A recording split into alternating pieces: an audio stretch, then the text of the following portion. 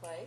Here. Councilmember Robinson. Here. Councilmember Siemens. Present. Councilmember Snipper. Here. Councilmember Victoria. Here. Councilmember Wright. Here. The next item on the agenda is council comments. Does anyone have any comments they'd like to make? Is that possible? I'm going to get whiplash. Councilmember Wright and Councilmember Clay.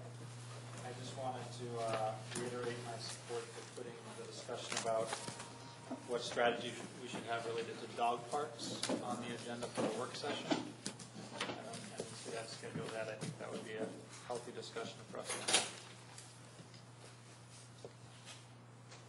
Great. Well, I've been out for a couple of weeks, and for those of you who don't know, my father passed away the morning after the Tacoma Park Folk Festival, and so I left town and went out to California to help my mom. I want to say my father loved Tacoma Park.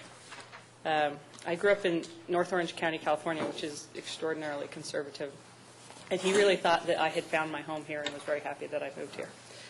And that's all I'm going to say. Anybody else? Councilmember Robinson. I'll just second Councilmember Wright's promotion of putting the dog parks on our agenda.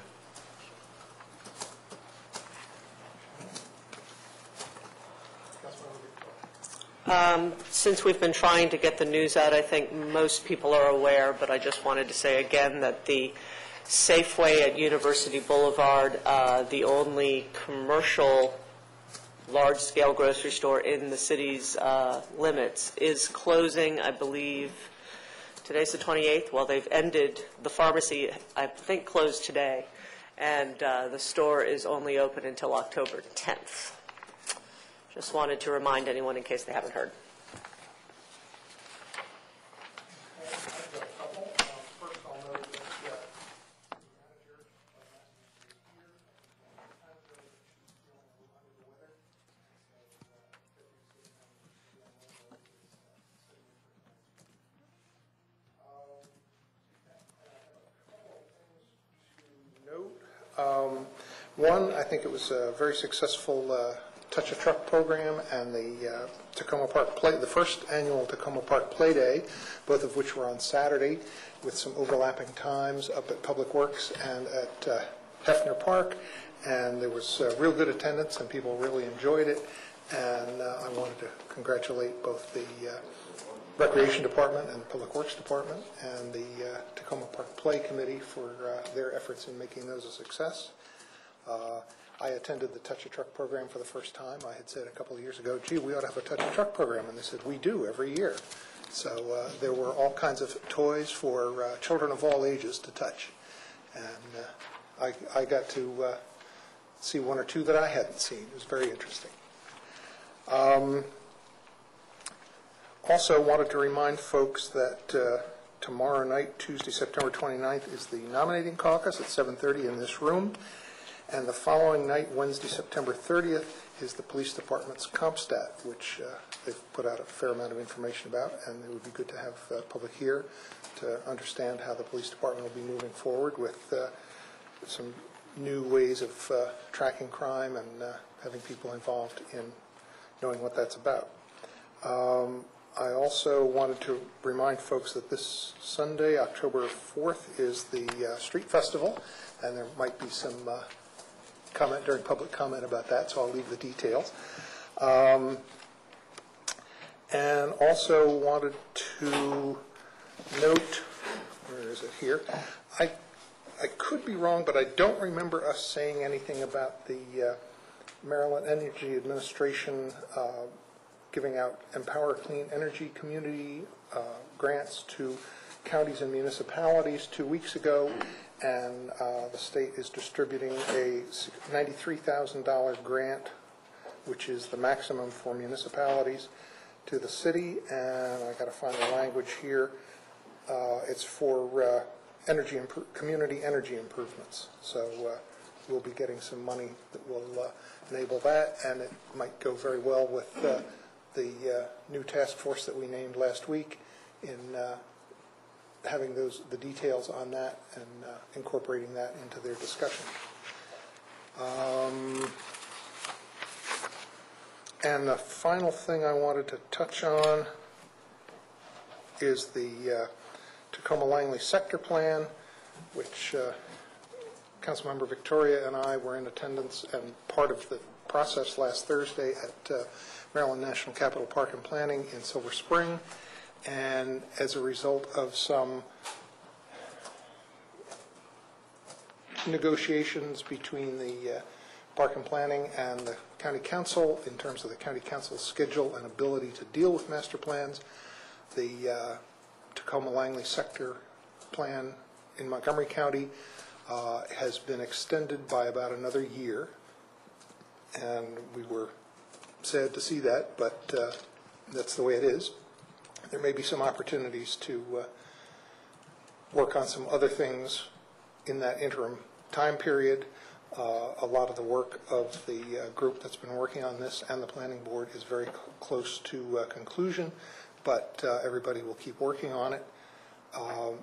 There was some concern at the time that we wanted to stay in step with the Prince George's County Park and Prince George's Park and Planning as they brought their process forward to their county council. My understanding is that their planning board is going to adopt their sector plan on the Prince George's side, but then hold it until the Prince George's Council adopts a countywide affordable housing plan. So it may be that both of them have slowed down to about the same schedule. So I just wanted to let folks know that that process is continuing. There will continue to be some meetings and some interaction with the planning board, but the schedule that everybody thought we were on has changed. And the next item on our agenda is any coverage on additional agenda items or agenda scheduling update. One thing I wanted to note about tonight's meeting, we originally had as the first item for discussion a look at the proposed redesign for the desk in the lobby, and we were going to have a presentation on that as the first part of the meeting. Late Friday, that became obvious that that wasn't going to be able to happen tonight, so at that late hour, that item got pulled from this evening's agenda, so we didn't have anything that could step in and replace it at late Friday afternoon, so that's why we have a tentative adjournment time for tonight that's a little earlier than usual, and that item has moved to next week. And then in terms of any other upcoming agendas, in October, I just wanted to point out that on October 5th, we have a special session with a resolution to authorize the city to file comments on the Adventist Hospital's petition to relocate pending before the Maryland Healthcare Commission and to request interested party status. And then on the October 19th meeting, we tentatively have a discussion of the zoning text amendment to deal with commercial residential zones, which is a new proposed zone in the county, and that's one of those things that was in the mix on the Tacoma Langley Sector Plan. A number of recommendations were being made about implementation of that zone in the Tacoma Langley Sector Plan and in other master plans going forward. All of that was predicated on the county council actually adopting the CR zone. What's that zone named again, CR? The commercial/residential zone. So a new zone. So this will be our chance to have a discussion of that, and then the following week a resolution commenting on that so that we can have some input in the county council discussions on the CR zone. And then the final item I just want to point out was on the October 26th meeting. We have a tentative work session on the police department status report on license plate scanner usage. So at this point in our meeting, we'll move to the public comment period. If anybody would like to make any comments, please go to the microphone and identify yourself and keep your comments to 3 minutes. Okay.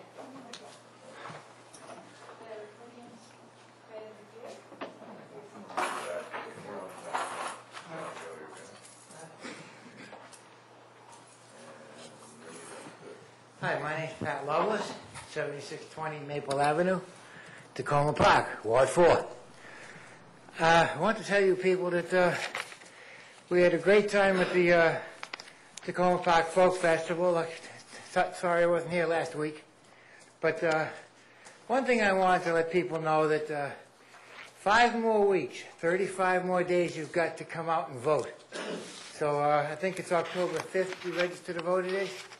And I think we should get as many people out here to vote as we can to show our city how much we appreciate the things that they've done for us.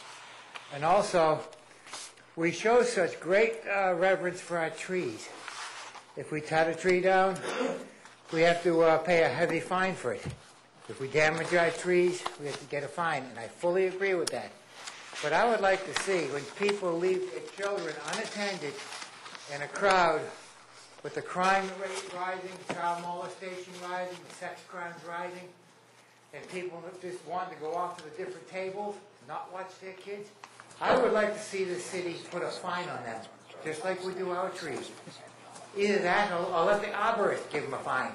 Some way, we got to put our foot down on this, because at the folk festival, there were several cases of that, where the mother walked off and left the kid behind.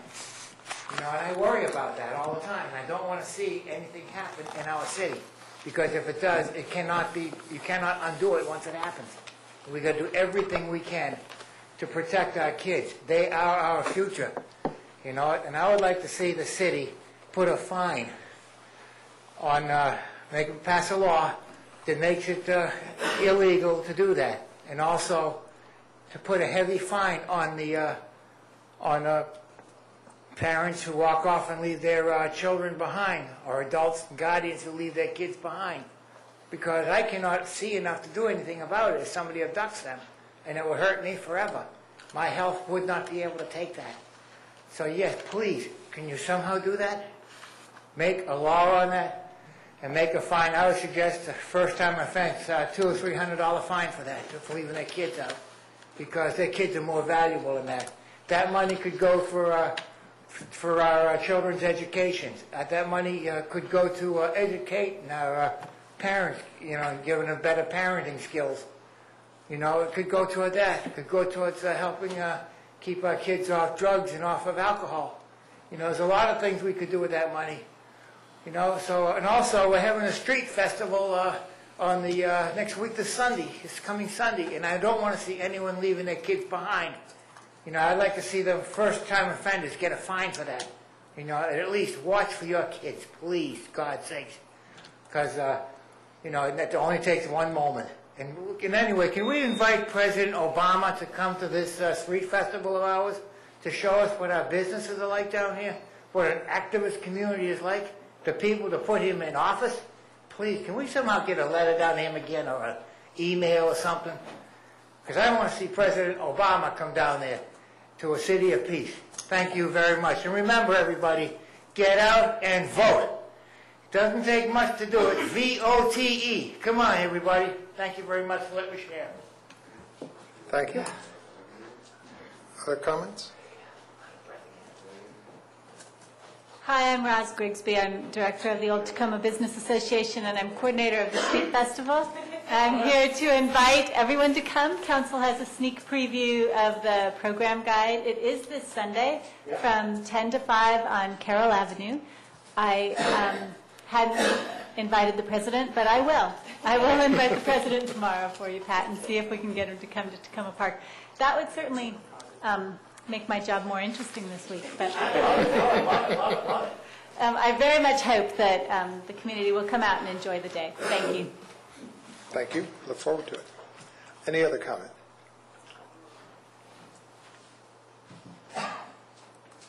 My name is Bob Sheldon. I live at 319 Boyd Avenue.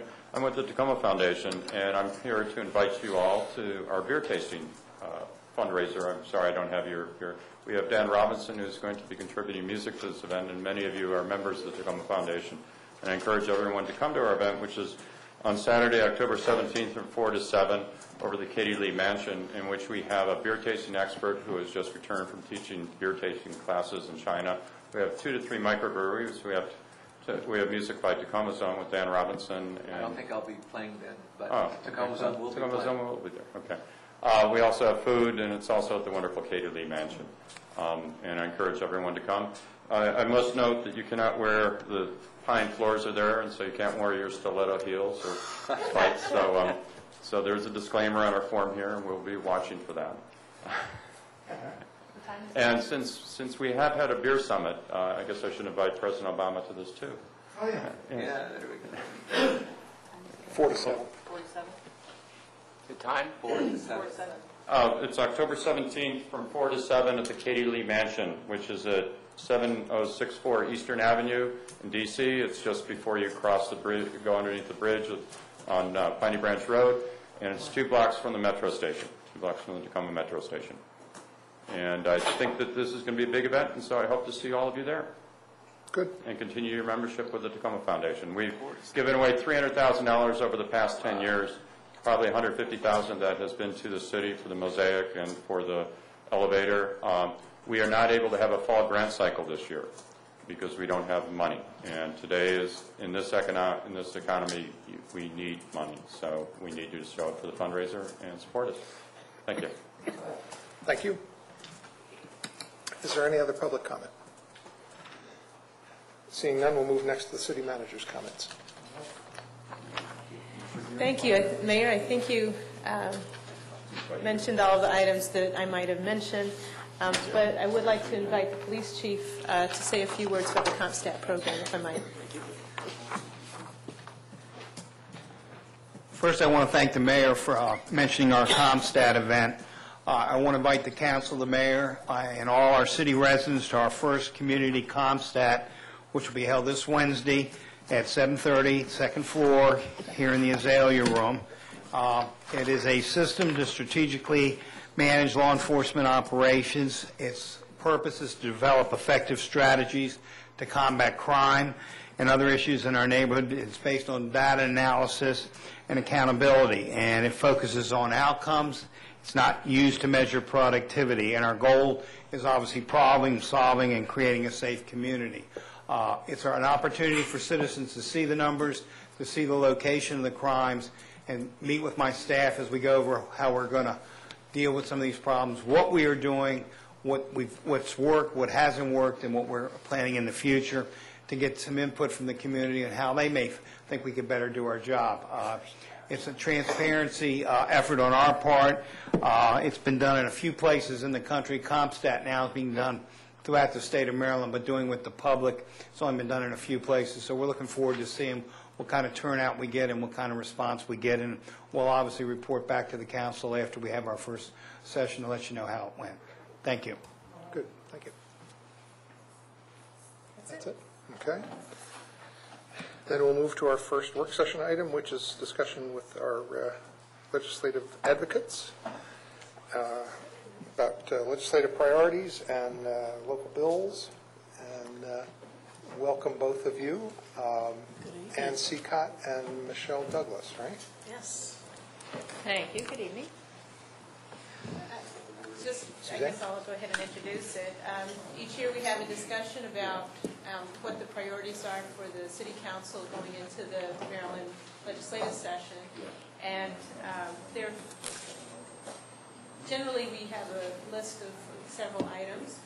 And we don't have as long a list this year.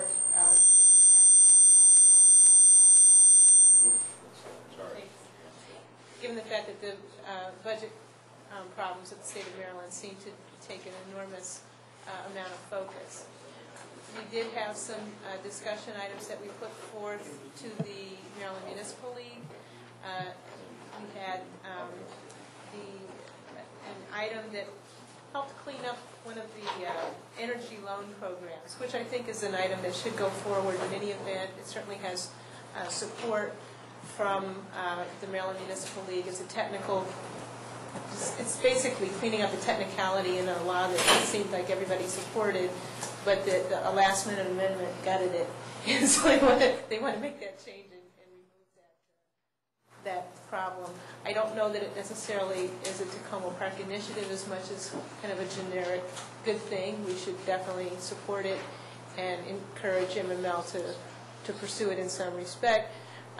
But Mayor, as part of the legislative committee, they've decided not to accept any of the items. Right. My understanding is, and focus on the budget issues. The other one was the plastic bag item, and we can decide if we want to go on that as well.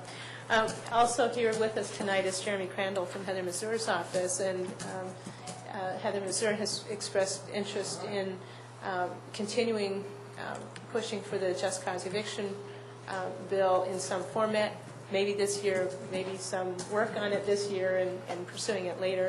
But he wanted to be here to hear your ideas for the upcoming session, and also to show Delegate Mazur's support for our initiatives in the past. At this point, I'd like to turn it over to Michelle and Ann to give us the bad news for what we were to expect for the coming year.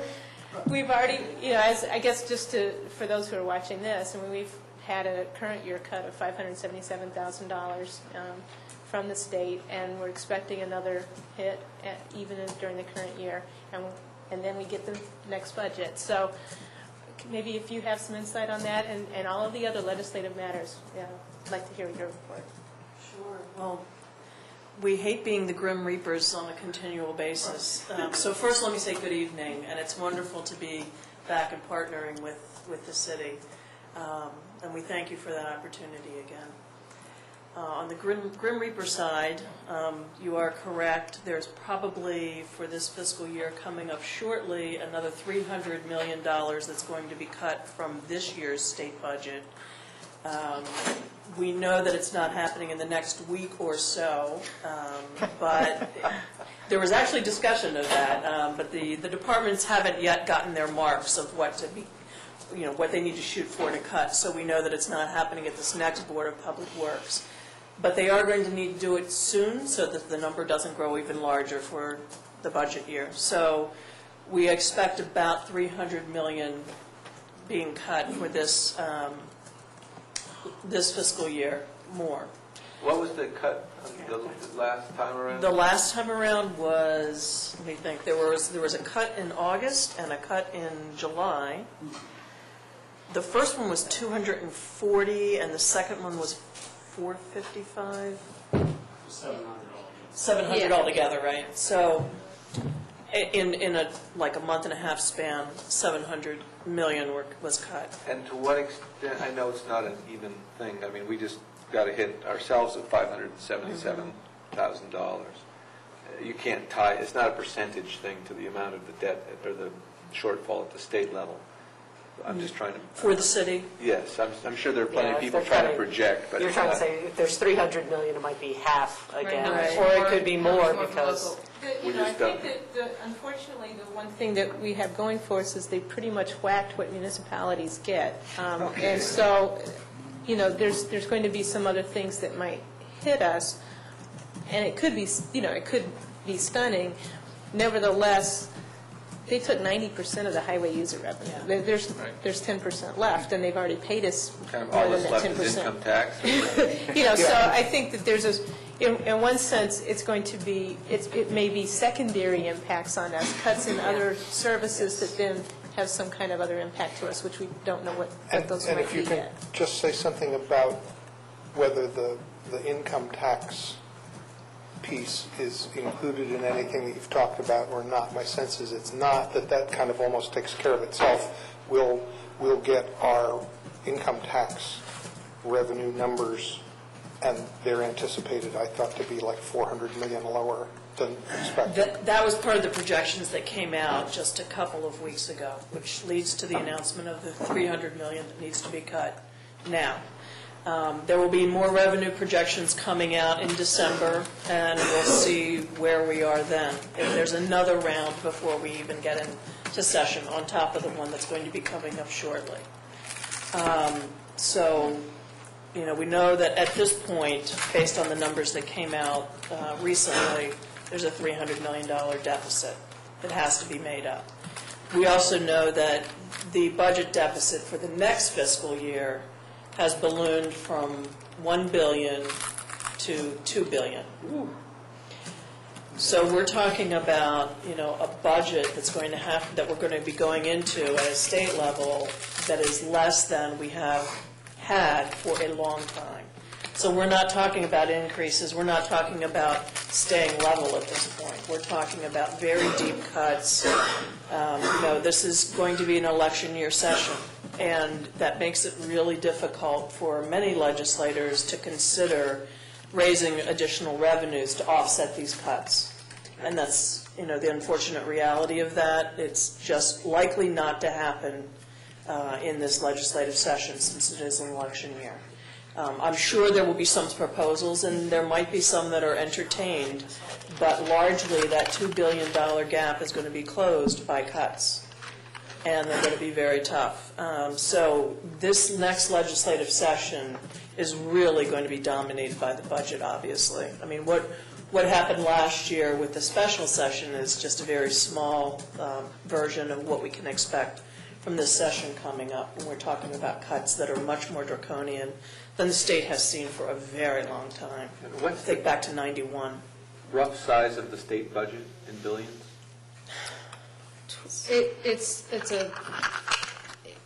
I think the figure that sticks in my head is something like 25 billion that is discretionary. Discretionary, right. So I think So this $1 billion has to come from that. $2 billion. $2 billion. $2 billion has to come from And 10%. just so everybody's clear, the $2 billion reduction is from the current year after all of the already announced and soon to be announced reductions. It will be on top of that. Yes. On top of that. On top of that.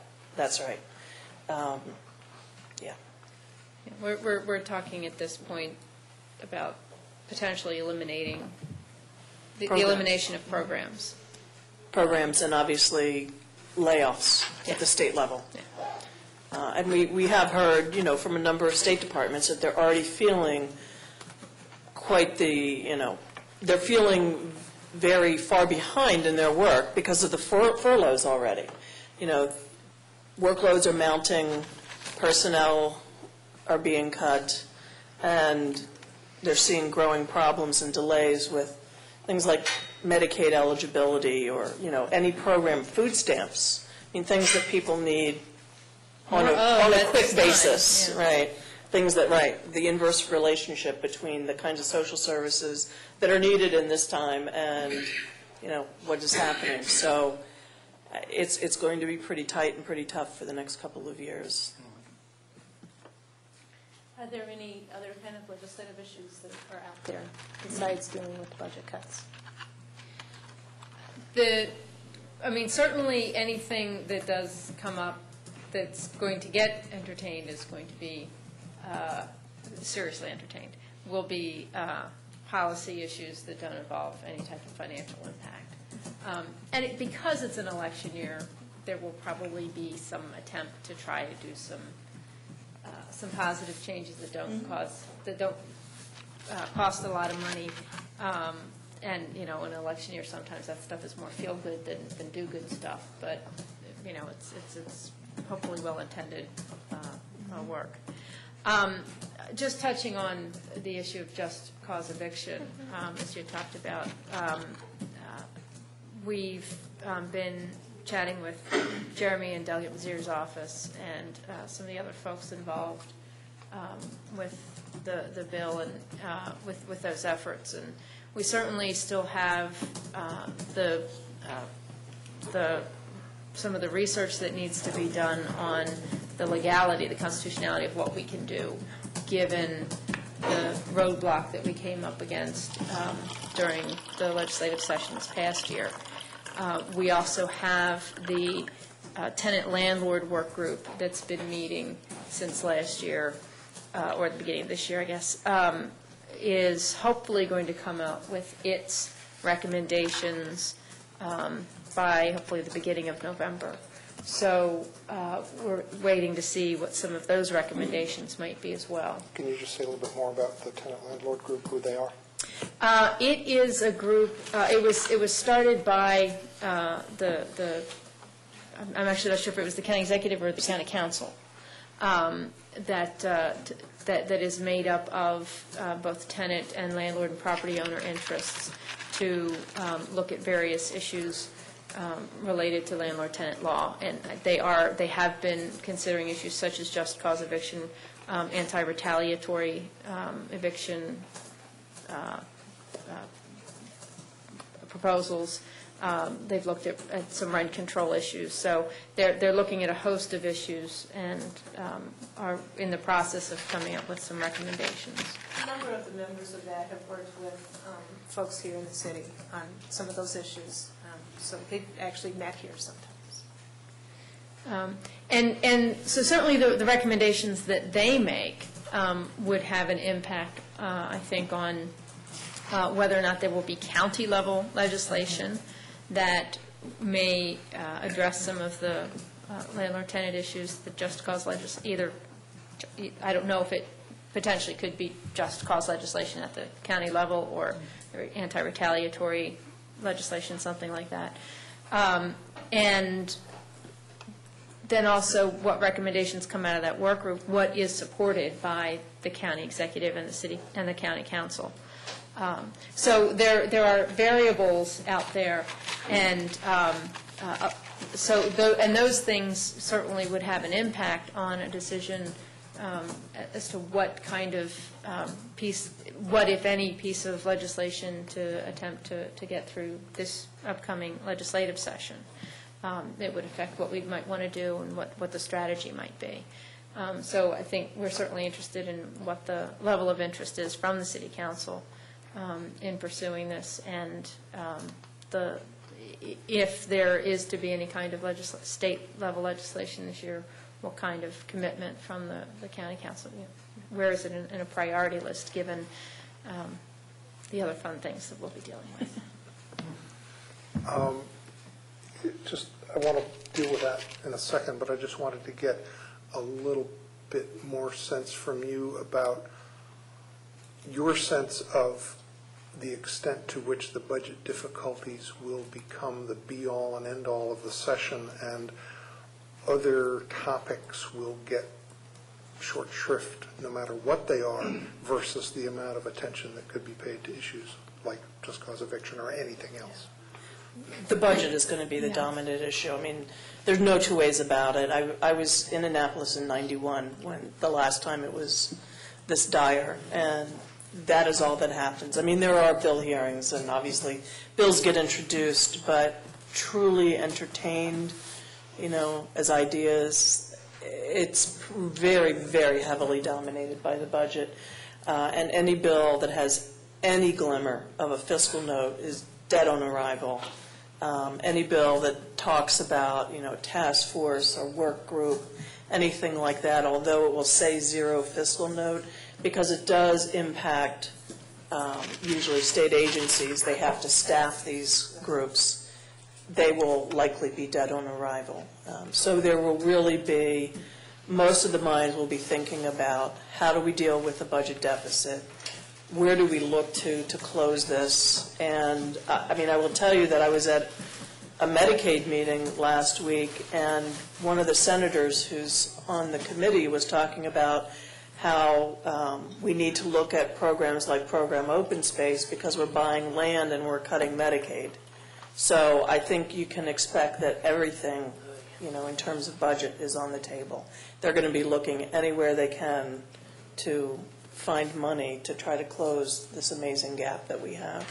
And your sense of where teacher pension tossed back to the counties from the state? I think that's a very, very lively debate that's going to definitely take place. I think it's very likely that could happen. My sense on that one is it may not affect us directly, but it will affect us indirectly, because then the county will have to squeeze, and then we'll get it from another direction. I think that's a reasonable assumption to make if you're making conservative projections going forward. Okay. Colleen, just cause. Well, I'm still interested in just cause eviction, but I think that if we're going to be successful at it, we need to spend a year building an army of people to go and door knock, and I think that we need to engage the the faith-based and other community-based organizations. We have a lot of them across the county, so that they're communicating with their own representatives. Because some of those people we're just not going to pull along because it's the right thing to do. I know we came close this last time, and we have some other issues that maybe we could continue to work out, but I think it would be a lot better to pass the bill with more broad-based support across the county. And I think we said this last time and even the time before, but we can't really start talking about it in September for this legislative year. I think we need to develop a strategy and engage as council members to other people across the community, and we need to find a leader group in the county for this, and maybe Delegate Missouri could help us identify that. When we did it in Oakland, we had the Oakland Congregation of Churches, which is like an umbrella group that connected with all the different organizations, and people went out and they did presentations and talked to folks and got people going out and going door to door with their neighbors, talking about why it was an important humanitarian issue and why those folks would want to be engaged. And I think that's probably more important to do, because even if you pass it at that point, you don't want to have it come back as an issue again the following year. You'd really rather have it be more of a mandate from the people. And the only way we're going to do that is to get the message out, which we haven't done this year. That's my personal opinion. All right. Just a sub-piece to the budget, the dire budget projection. How does the Transportation Trust Fund look? And do you think that has any impact on the ICC or the Purple Line, or is there any talk about that stuff yet? I think the Transportation Trust Fund is at risk, like everything. It's certainly been rated before. I think with the Red Line and the Purple Line, you've got federal funds coming in potentially on that. So the state is looking in many places to see where they can maximize federal funds coming in. So they, typically if it's a dollar match or, some kind of a match, federal and state dollars, that's a more attractive thing to try to keep hold than something that's state-only dollars. But, I would say that everything's on the table. The only thing that isn't, because the only thing, according to Maryland Constitution, the state has to fund is public education, K-12. And do you think there's any opportunity? In the past, we've looked at legislation that would give municipalities more flexibility in raising their own funds.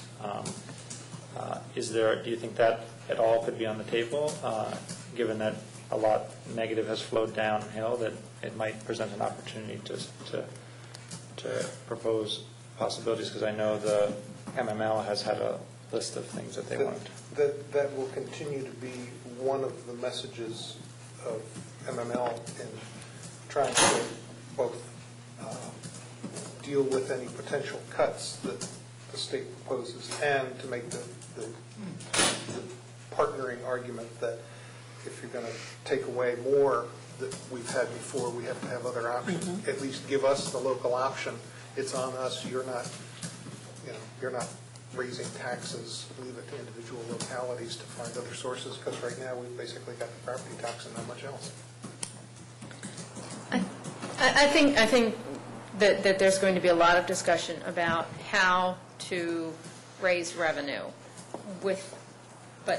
but in an election year, there's not going to be a lot of action around actually raising any revenue. But the discussions about how, with the exception of what Michelle referenced earlier, when it comes to anything that has a potential for a federal match, I think we will see a lot of proposals to creatively, and hopefully some of them actually legally, to shift state-only dollars somehow into some pot of money that can get some kind of federal match.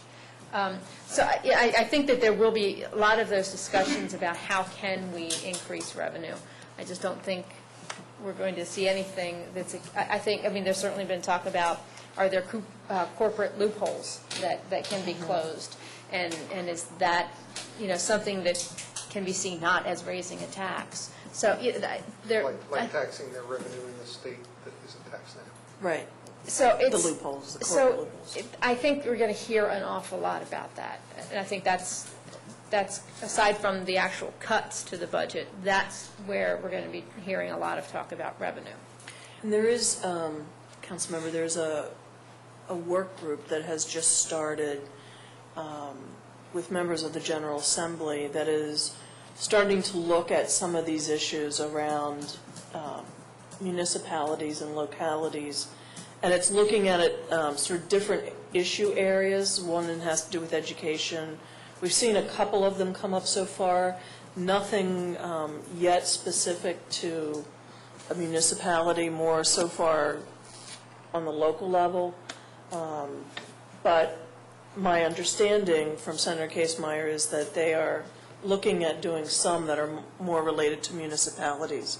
So it might be an opportunity for some discussion to occur about that issue. As Ann said, I think that if they do anything, they're just starting to explore it now.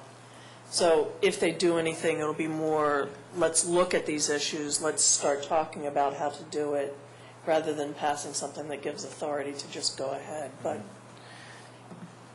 If you I know, could just all follow options up- will be open. If I could follow up, one of the things that I've been curious about is if there would be any sense of opening up local sales tax as an option. And I don't know if that I would be haven't something. heard anything about that yet. No. There's been some discussion at MML about getting the ability to add on a portion of a penny to the state as a local option. So I think at this point, anybody with any good ideas is trying to put them into the mix. Councilmember Robinson? Oh, were you finished? One more question. Do you think, this is a costless item, do you think there's any chance that marriage equality will be something that could have a fighting chance this year, considering also in other states around the country, states that are much less progressive than ours? Granted, it wasn't passed legislatively, but a court ruled in Iowa and in the Northeast there's been states. So do you think there's any chance of that there can be a serious discussion around that issue? I'll just first say that actually, I think that could certainly be spun as a revenue-generating idea. Brings business into the state and generates tax Well, revenue. it takes business from going out of state. Right, as more and more states married. legalize spend all my same-sex money there. marriage, people travel to Connecticut and spend their money there. Spend thousands or of dollars Iowa, there, or- yeah. Yes. I think the conventional wisdom is not in an election year. I think that there are enough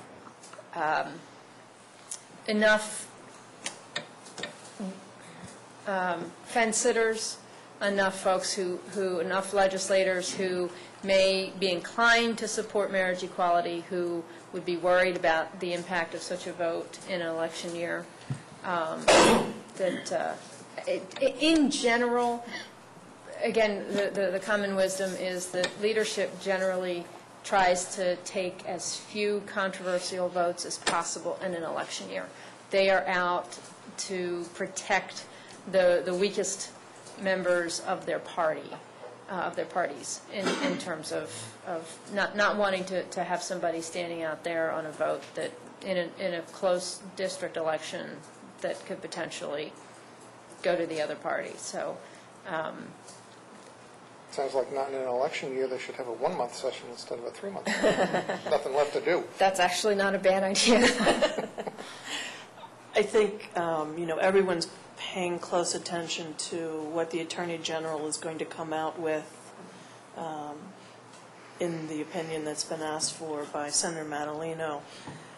And that might, if the opinion comes out in a positive way, it might be a first step in the door.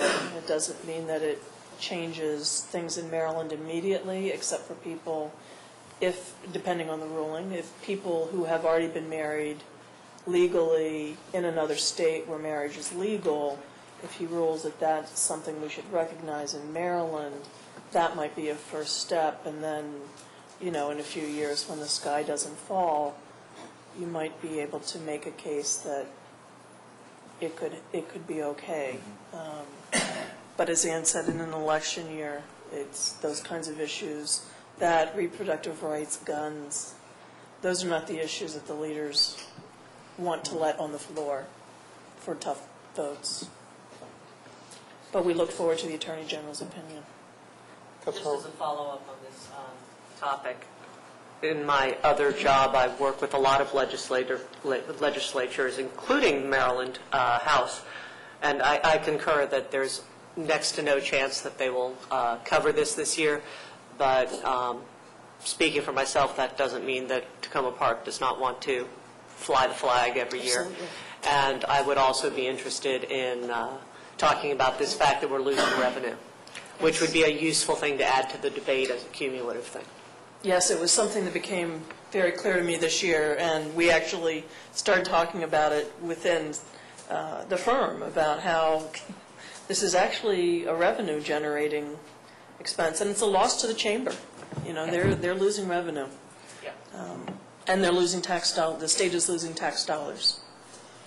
So I agree. I think it makes a lot of sense. My sense is that Equality Maryland plans on continuing, even knowing that it's probably not going to be the year that it happens. You certainly always continue the fight for civil rights. Councilmember Robinson. And I want to see us continue the right for local rights, not that the county is our enemy, but that their imbalance between the cities and counties I think needs to be addressed on an ongoing basis. And I'm intrigued by the work group. Is it the Case Meyer? Is that what you said? And I'm wondering to what extent will it look at that imbalance? Is that part of its... That's part of what the idea is behind it. It literally is just starting to get off the ground. So we're interested in, they have a meeting coming up. We're going to be attending and get a better sense of what's going on and what issues we can bring to it.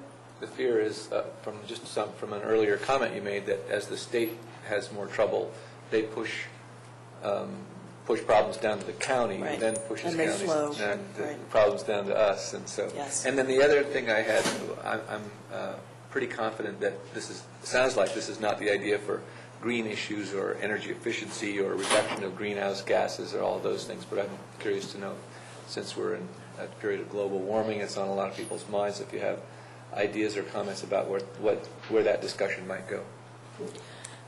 I think there's going to be discussion because of what's going on with BG&E and the governor and the Public Service Commission. I think that issue is going to continue. There's the discussion around a third nuclear reactor at Calvert Cliffs. So all of those issues sort of get caught up with each other. It's hard to know where it's going to go this year. I think this is not your typical year, and so sort of all guesses are off. But I think the issue will be there, and we'll have to see, where it's going and if there's a way to play a certain angle, if that's of interest. And I think also seeing what happens at the national level. Yeah. If we see anything proactive out of the administration anytime soon. Our Council of Governments for the Washington metro area has taken a very strong, they put a very strong goal in place of 80% reduction below 2005 by 2050, and and so they're looking very closely at how to start a ramp down in our production of greenhouse gases and our reduction in energy. And I know that that there will be conversations between COG and the state, so that's a part of it. But and I don't know whether the state has put those kinds of goals into place. Honestly, I don't know. It has. I think just as a follow-up, one areas where there has been expanded workload at the state has been in processing stimulus funds for energy efficiencies and a variety of environmental projects, and obviously we've benefited from that in Tacoma Park. I know it's been very difficult for them because they have lost staff, just at the same time that the number of applications skyrocketed. But I imagine that in the idea of piggybacking on federal matches and stuff, that'd be one area where there might still be some protection. And it might be interesting, given, what China said the other day, or was it last week now, how they are going to do this huge reduction and start turning green, what the impetus of that statement does to our country and trying to think about that a little more seriously and move more quickly, you can lose that competitive edge pretty quickly. And I want to return for just a second to your first point and make sure that I've got it right. I'm assuming that the task force that you're talking about that's just getting going on revenue is the one that was put together after the last session and incorporates just senators and delegates? Yes. And that's the one that MML and MACO were pushing for and were led to believe at some point that there would be municipal and county representation, but that didn't happen. So that it's good that the task force is happening, but there's also been, I'll say, severe disappointment that the membership was limited only to the state legislators, because that was seen as a forum for working these issues more broadly, and now it's just internal to the state legislature. And yet there's an opportunity there. I mean, what we're looking for are opportunities to raise that, to bring that to them and say, how can we get this on the agenda? Who else needs to be, maybe not officially on there, but you might be able to have some other folks who could be advising. I mean, so what we're trying to do at this first one is really gauge what's going on, have a better understanding, and see if there's an opportunity there, because we know what happened this last year, and that it's something that needs to be on the table. Yeah. Councilmember Clay. I have a couple thoughts about revenue generation that would help the city and the state and the county. One of them is related to how we collect our property taxes. When someone buys a house, they actually are riding on the property tax rate that the previous person paid until the new bill gets assessed. But other states don't do it that way. In other states, you'll pay the new property tax rate prorated to the date that you actually purchased the house. And that making that change in the way that you process and collect those taxes wouldn't change the tax rate in that sense. It's not an increase in taxes. It's a change in the way you process it. But from my perspective, watching the whole housing fiasco go down, it makes another really important change, and that is that in Maryland, when you apply for a loan, it's based at this point on what the property taxes that the previous owner paid are, and it pays no attention to the fact that your taxes might go up by, not 50% usually, but sometimes, 20, 30% the following year. So they've qualified based on this lower number that we all know isn't really reflective of what it's truly going to cost for the ownership of this house. And it would generate revenue across all three levels, but it would also change the situation where people are able to qualify for a house that maybe they're really not quite ready to purchase because there's this false sense of a lesser tax. And I get emails from people when they get their new tax bill, and they're stunned at what their tax rate is because they don't have a homestead exemption of that 10%. And it was particularly bad in these last few years where you had 20 and 22% increases year after year. It won't always be that bad, but I don't see that there's not any reason to collect the tax at the new tax rate as soon as the person assumes the house. The real estate agents I talked to said that they were incapable of calculating that, but every real estate agent in California is perfectly capable of calculating it, and I'm sure that the people in Maryland are just as smart. So that's one comment that I have, which I don't know how much revenue it means, but it would at least be a little bit at all the levels. Mm-hmm. The other one is about the fines and tickets that the police officers write. I think one of the frustrating things about being closer into the district and having a lot of people speed through the city, and some of the frustration with having to use speed cameras as a source of slowing people down. A lot of people say, well, I really hate the speed cameras. And I say, well, gosh, I'd really rather have police officers out there actually writing the tickets in person, but it's just not, it's not affordable. And this is another thing that other states and counties do too, is that, you know, the local government who is writing the ticket gets a portion of the proceeds from the ticket. And, you know, I just think it makes sense, because you've got some places that don't have to spend a lot of time writing tickets, and so they don't have to expend a lot of their resources in that way. But there are other places that, you know, especially for us, where we're smack in between the affordable housing in Prince George's County and the jobs in the 270 Beltway, and people, you know, just filter back and through here with no regard to what we're doing. And it is a burden on us that, because of the way that it's structured right now, that we get a little bit of rebate from the county, but we also, you know, even if you were talking about the county who was doing it, they have to pay the costs of the burden of being on that transit way, or the other kinds of things that happen because of where you're at. We're not actually generating all of the traffic that's causing the nuisance, but you know, you can't fund any of your police services. So we have this additional burden where we have to deal with all of this, but we don't get any revenue from those efforts. And I think that we should get a percentage of the ticket revenue, even if it meant that they had to raise the cost of tickets that are written, so that the additional money that it's raised by comes back to the city in revenue to help support some of the police services, or you know, road use, or things like that. And I think that's also done in many other places across the country. I was really kind of stunned to find out that our police don't get any money for any tickets that they write at all. That was a mind blower for me. If I can play devil's advocate for a second and provide rebuttal. Yeah.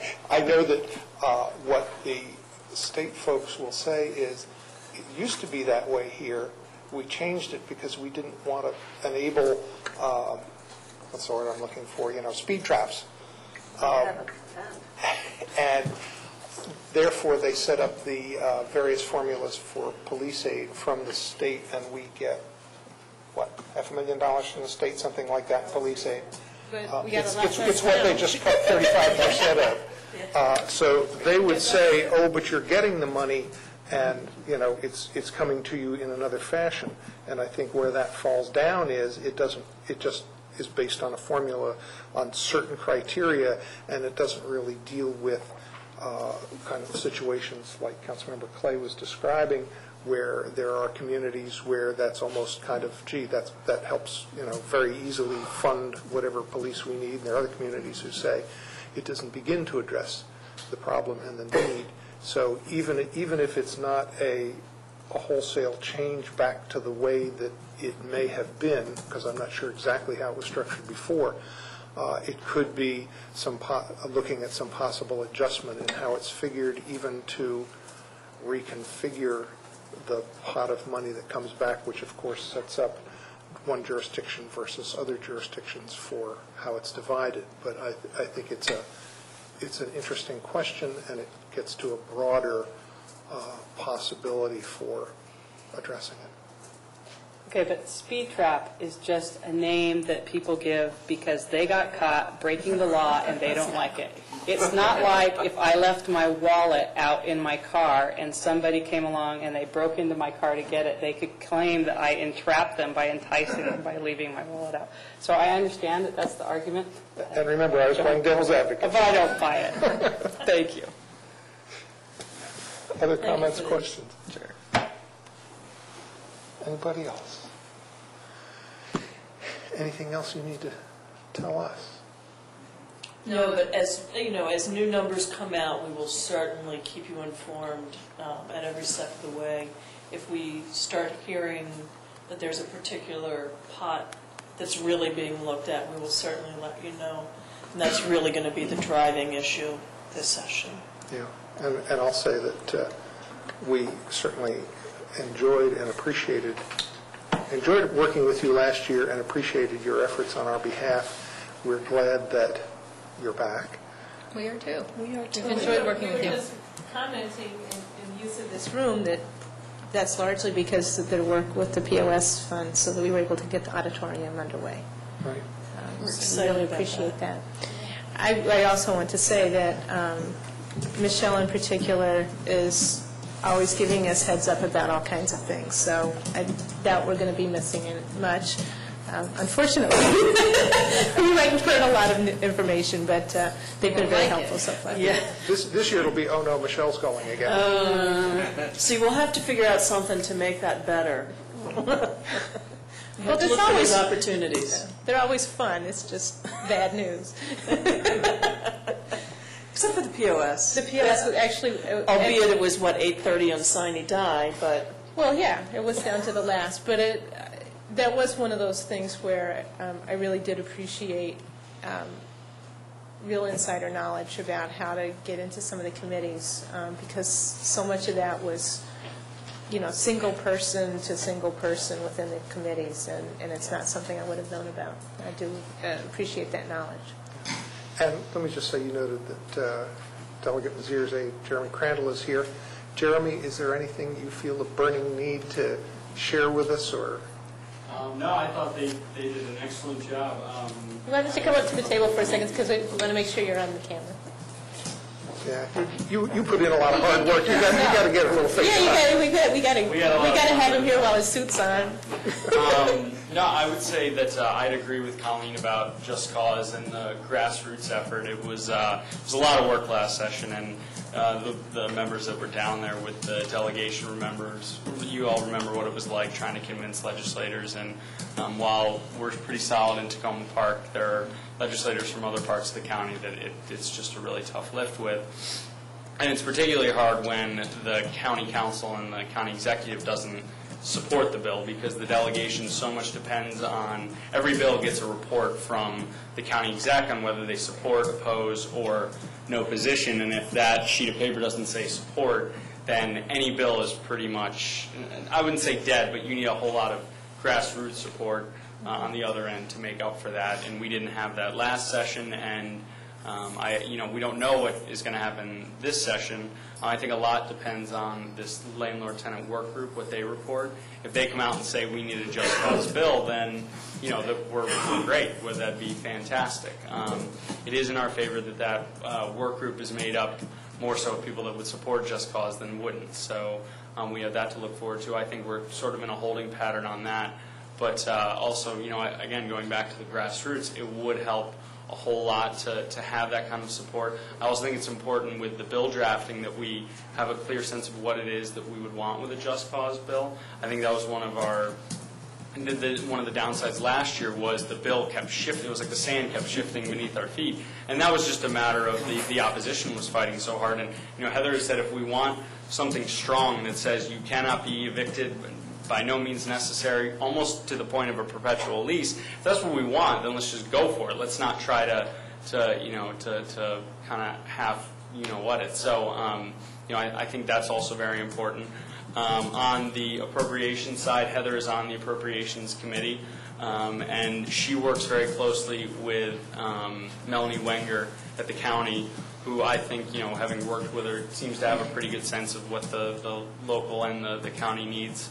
Heather was on the city council, so she's always looking out on that regard. In fact, I don't know a whole lot about the property tax end, but Melanie actually brought a bill to us that Heather and Guy Gazone sponsored, where either the county or the localities would do the assessing for the property tax. Because right now it's state employees that do that, and we keep hearing about the teacher pensions. So she said, well, okay, if you're going to give us the teacher money, you're going to basically make us pay some of it. Well, then fine, let the local and county governments do the assessing and take it away from the state employees. Now, the bill never would have passed, but it was more like, what, if you're going to put something on us, then you're going to give us something too. So she's definitely going to keep fighting on that end. But we definitely want to keep working on the Just Cause bill. But I think there's a whole lot of details that we would need to iron out, and at the end of the day, if the push isn't there at the county executive and county council level, then we're kind of fighting with one arm behind our back. So I think we're kind of holding until we see what that work group says. And again, if we need to make up for it with the grassroots support, then that's how we do it. And one thing that didn't come up that I'll just mention, We've talked at various times about the possibility of going to the state legislature to modify the alcohol licenses available in the city, and I know that that's a large area of what the state legislature does, and I know one thing that we need to do is, if we're going to do that, we need to have the conversations with our residents and businesses to make sure that we know what it is that we want and take it forward. So we had some discussions last year about that. That was one of the things that we thought we might take forward, but realized that we needed to do a lot more groundwork, and we had the discussions with some of the folks who were interested in that, with our city attorney and with various folks, and recognized that if we want to go forward with that this was not the year, but we would need to lay the groundwork in anticipation of a following year. And I would just add, because you mentioned that there are some revenue raisers that are being talked about, like the gas tax, alcohol tax. I know it's at the same level it was in the 1960s or 70s. I'm not going to... 63, there you go. So I'm not going to say that any alcohol tax would pass this session, but we're running out of places to either cut or raise money, and I feel like an alcohol tax is something that, if there's any tax that is somewhat palatable, that in an election year, that's maybe, I'm speaking only for our office. There's 140 other delegates, but that I think that and the gas tax are at least something that will be talked about a little bit. And nobody's mentioned slots. It's going to save everything. Didn't you know that? Oh, of course. Yeah. Last year. Already spent that money. And most of it isn't coming in. You're right, and it actually was figured into last year's budget as introduced, a portion of that. Yeah. And they had to replace that. Okay. Thank you all very much. Thank you very much. Thank you. And we'll take a short break and come back. Chairman.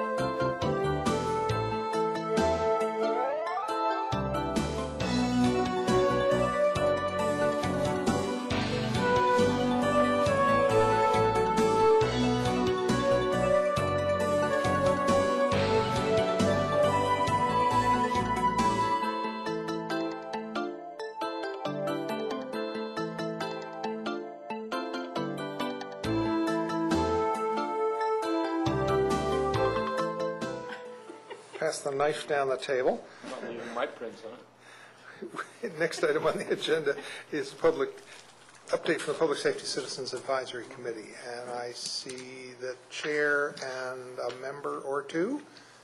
And I don't know who wants to come to the table, but all of the members of the committee are welcome to come to the table. Well, interested parties are welcome to come.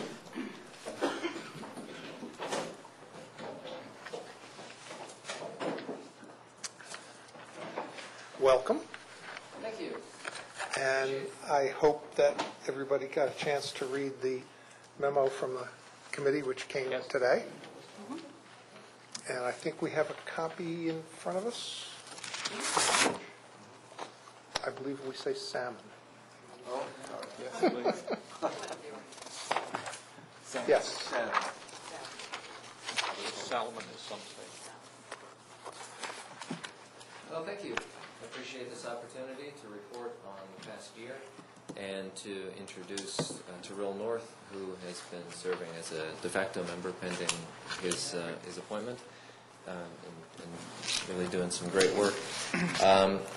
Hearing that you've already had the chance to look at this, I'm just going to go through and highlight a few points and save as much time as possible to respond to any comments or questions that y'all might have. As you know, about a year ago, more than half of the sitting members either resigned or didn't apply for reappointment, starting us off with a challenge to expand the committee to the extent that we have enough people to do the work and to have on our recommendations to have enough people putting their heads together and doing the background research and so forth. My understanding is that 3 people applied in the spring, and Terrell was one of them. And we've been looking forward to the appointment of the other 2. I had also recommended that a member of the community apply who I just discovered, I guess talking to Jessie recently, that when she saw the first draft of this report that he wasn't one of the other 2. It was Thomas Nephew who had organized a public forum on a public safety matter. So, otherwise I would have nudged him to apply because he told me that he was going to. So we might be able to, assume that he would be serving as well, which would put us about where we were for the rest of, in terms of 8 or 9 people, as many as we've had for most of my service on the committee for the past 3 years. And then each person, once we see where holes need to be filled in terms of wards, neighborhoods, any other useful demographic information to consider, so that we have a really robust and diverse community of committee members representing the city of Tacoma Park. Along with that, it's sad that was delayed, as well as that, as you all know, I've had other focuses for my local service time over the past several months, and mostly from the spring through last month. And as a result of having my plate already pretty full, that really kind of tipped things to the point where we didn't get as much accomplished as I had hoped early in the year. But what we did do this year is finally have a consensus among the serving members as to what our mission actually is, and the importance of really having all of our activities be geared toward fulfilling that mission. I've served and continue to serve on other advisory committees on the county level.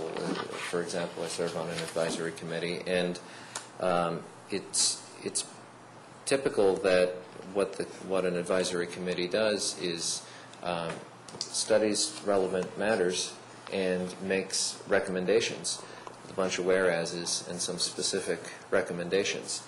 And I know that there's been some discussion over the years as to how much these recommendations should be just generated from within the committee, and how much should be in response to matters that you all ask us to look into. But I think it's important that when we're talking about taking on something, for example, when Terrell was talking about taking on the gang prevention and mediation stuff, at the last meeting, he was filling us in on what he had discovered and the next course of action, introducing the people to the chief and that kind of thing. But you probably recall at the meeting I was saying, so what is going to happen with this in terms of direct policy recommendations to the city council? Like that we have to be keeping that in mind. If we can't envision that there would be some sort of outcome of this where it results in us actually making some concrete, specific advice to you all and to the police department, as per the statute that created us, then as good of an idea as this is, it probably shouldn't be something that we would be working on. But, as we discussed at the meeting, there probably will be at some point in this, as we help the police chief get plugged in with the Silver Spring Impact programs and stuff. There will be perhaps recommendations for funding. Obviously, in our tight budget, that's not something that we expect. Recommendations for funding are always going to be easy, but it might be recommendation for funding towards this. It might be just recommendations of having some sort of a proclamation to help elevate the status of this and encourage people in the community to volunteer. But really, we're going to wait and see what kinds of suggestions Silver Spring Impact might have in terms of what they envision this local government could do to further their efforts. And then we would consider that and make those recommendations. So in other words, I think for the first time since I've been involved, have that kind of clarity in the things that we would be discussing in terms of, is this going to result, at least in the possibility, we don't know till we get into it and have the public forums and do the research and meet the people and have these discussions, but the clarity that at some point the goal is that we would be making specific recommendations, and as a result, really serving as an advisory committee does. I go into here a little bit about some of the programmatic work, some things that have been stalled much longer than I'm happy with, and some things that are some new things that we've taken on to look into that seem to have good potential. I also mentioned the community-oriented policing report. I don't know if you remember the report. It was submitted last September, Broken Windows, that the committee endorsed, that Mike Israel had written. And, again, in the spirit of the way things had been previously, it wasn't really a whereas, concrete policy recommendation kind of a report. It was more an essay about things, but with some useful stuff in there that I think is worth discussing and thinking about pursuing more deeply, making some policy recommendations perhaps at some point.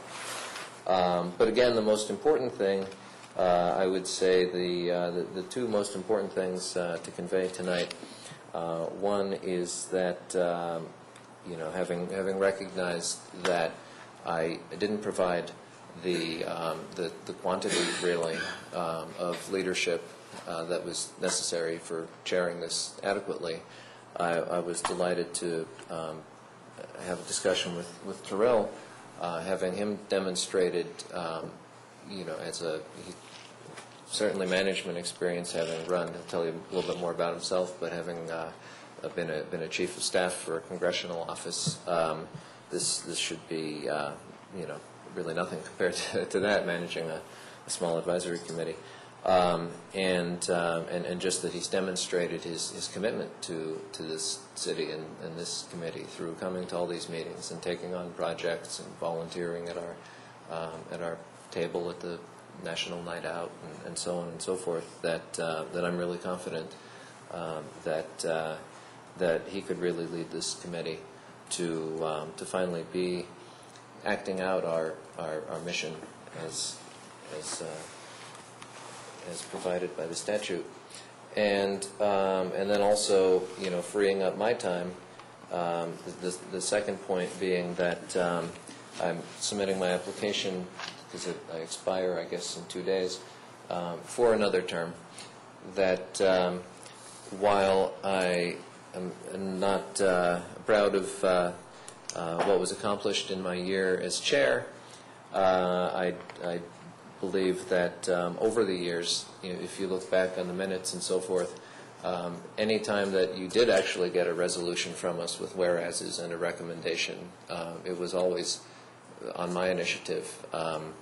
We recommended that when there was, just to give an example, a couple of years ago, there was the matter of the money that had been allocated to Safe Tacoma, and the police chief was looking at wanting to hire some new people, and there's a question of could the new people be hired and the money, and I brought it up, we looked at it, and the committee agreed that we really wanted both.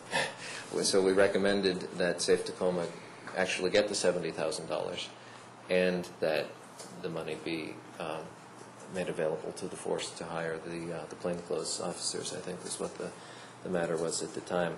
And there were a couple of other times that I introduced resolutions to pass. In fact, Mike Israel's last paper, I suggested he write that because he was always bringing up at the meeting that there's a difference between community policing and zero tolerance, and explaining, what broken windows actually is, and so on and so forth. So I said, why don't you at least write that up? And I'm so glad he did, and it turned out he moved, and I think, as everyone knows, not long after that he passed away. So at least we were able to vote unanimously on that paper. So I mean, just as an example of, that I think I've demonstrated my worth to the committee, and most importantly that I understand what our mission is, and I think that it's important when people get on the committee that they understand what it is. It's not just community volunteers doing good hands-on kind of stuff for public safety. It's not another, Safe Tacoma, for example, that we're an advisory body, and that what we're taking on always should be ultimately geared towards giving advice.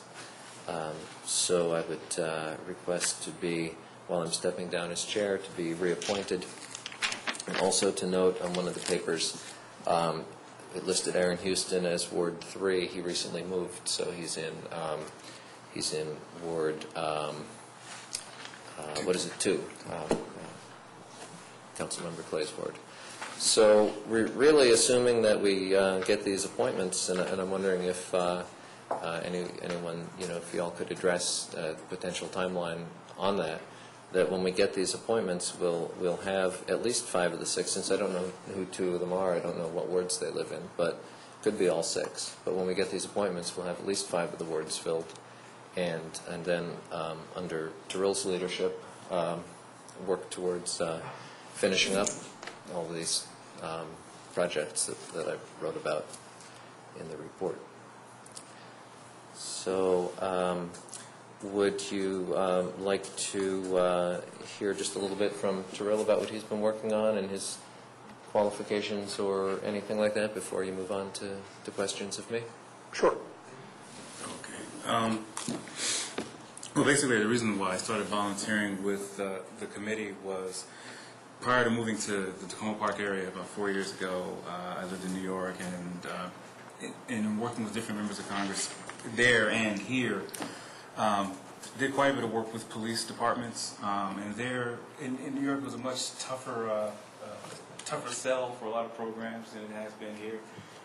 The thing that I really appreciate about the area is that the first meeting I went to, meeting the chief has a strong understanding of there's a limit of what you can just do with simply the police. You have to have the citizenry as a part of. The citizens have to be not a crutch, but a support group for the police department. And it seems like this committee is perfectly suited to take recommendations from members of the community and represent the community's interest in your oversight over the police department. Because it seems that whatever it is whatever you're working on, it's helpful to have another set of eyes and ears, another set of hands taking information and looking at what the community is saying and presenting it to you, allowing you to make good choices about where resources should be allocated, taking those same recommendations, presenting them to the police chief, allowing him to make better choices about where those funds should be allocated. In terms of my own background, as I said, I moved to the area about 4 years ago from New York City. I worked for 2 members of Congress. Most recently, I was Chief of Staff for Yvette Clarke from Brooklyn, New York. And since then, I have been a management consultant with Booz Allen, where I focus on FEMA and Homeland Security organizations. Right now, I am supporting the National Exercise Division of FEMA. So I help them in dealing with different aspects of government. I like to say that I pretend to tell FEMA how to deal with the government. And I definitely enjoy that work, but what I felt that I wasn't getting there, that I've gotten with just a short amount of time of work with Charles, was actually being a part of the community again. I've been around here, and I didn't know my own council member, Ruben. I mean, I hadn't even emailed him about anything until about a month ago, just before I got married. So I decided that I really needed to become a part of this community. I don't live in Brooklyn anymore. I live in Tacoma Park. So for better or worse, you got me. And because my wife is from here. So as you know, I won't be leaving. And that's me. Good, thank you. Are there questions, comments? Councilmember Siemens. Thank you, Mayor, and thank you both for coming tonight. Appreciate your being here, but I especially appreciate the report, and I thank you for that. First of all, Chuck, I'd like to thank you for your year as the chair of the committee. You're welcome. And the work that you've put in. I know, as you said, it was a difficult year, and I appreciate the time you've put in on it. And I do support your reappointment to the committee when that comes before the council. Thank you. And Terrell, I thank you for stepping forward and volunteering for this. I know we've talked in the past, and I think you've made a great selection of a way to help the community and to be part in and take part in shaping better policing in Tacoma Park. I thought the report was especially good that you took a step back and focused on kind of more solidly defining the kind of the infrastructure of the committee itself, with coming up with a revision to the mission, and also focusing on the organizing documents. And I think that's important for any group to do that periodically. So I was glad to see that in there. One of the things that's concerned me about the Public Safety Citizens Advisory Committee has been taking on too many things and trying to accomplish too much, and at the expense of not accomplishing a lot of things.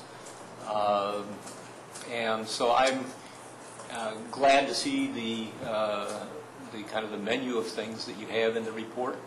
And I would like to suggest that let's back up. You know, one of the things that I think our advisory committee should be doing is advising, and not necessarily spending so much time in actually implementing different programs. And so as much as I like the door hanger project and some of the other projects you have listed in here, I think focusing in on the advisory tasks is important and the right way to focus the energy of the volunteers on the committee. Given the current climate in Tacoma Park and kind of where things are from what we hear from the chief, I think having the committee focus on recommendations for the council on addressing the gangs and from whatever direction that you recommend. But I would like to see the council, give you just that single task to really work on beyond the organizing documents that you've talked about. That would be Which task was that? the it's on page 3, gangs and Mediation. right, gangs and mediation. Okay. Okay. And again, with an emphasis not on actually putting together a program, but of recommending to the council, and I would assume that you would be working with the chief in coming up with the ideas and the recommendations.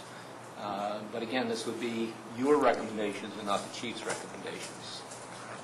I fully support volunteers working with each of our departments within the city to do some tasks that kind of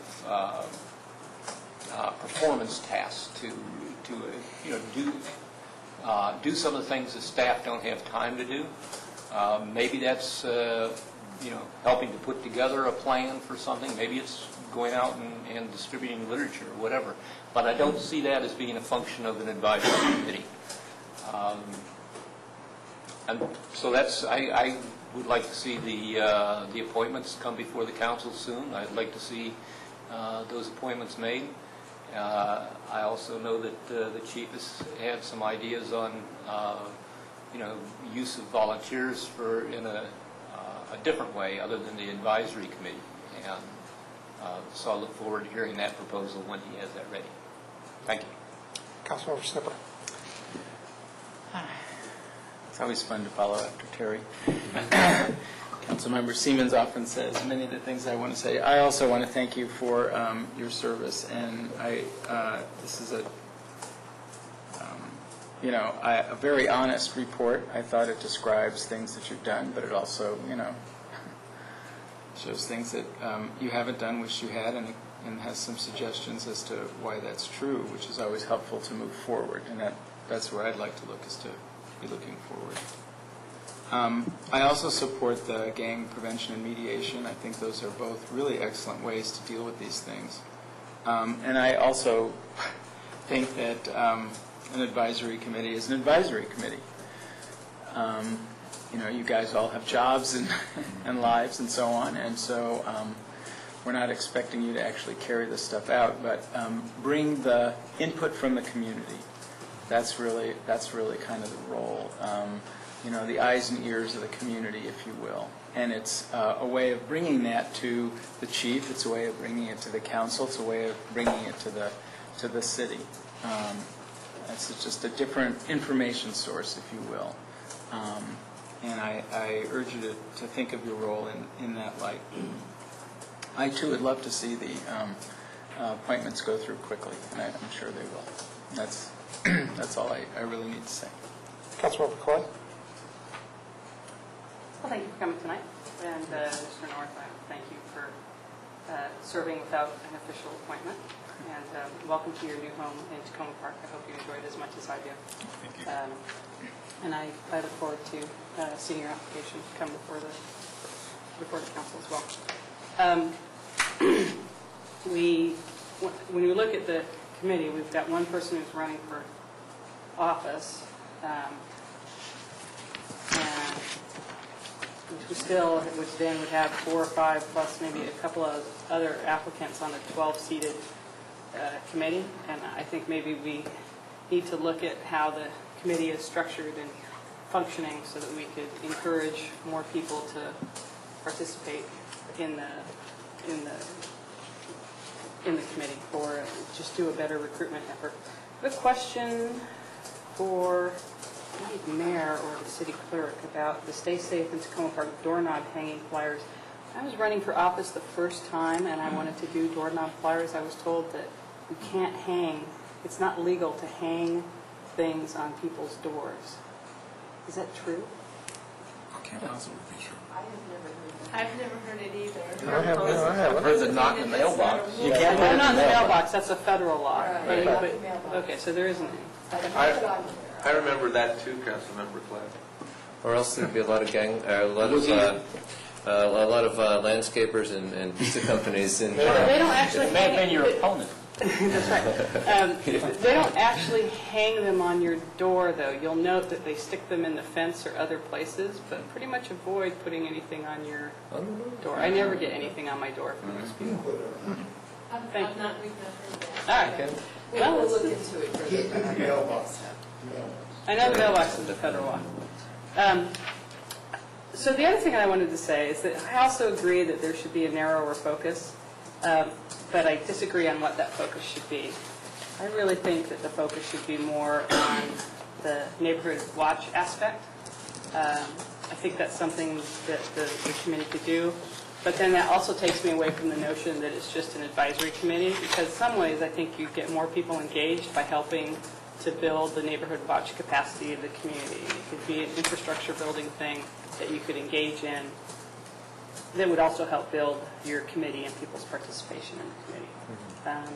So I guess that's the piece that I would look in, is getting people neighborhood by neighborhood to engage in the neighborhood watch activity. And I'm more interested in seeing that happen in the city than I am in the committee's opinion about license plate scanners or marijuana enforcement or any mix of the other things that are in here. I actually get a fair amount of feedback and information that comes into me from those things, and I mostly cull that and make decisions based on a broad array of information that I get from different sources, and I'm not as interested kind of putting that off to a single committee. That's just personally the way that I do those things.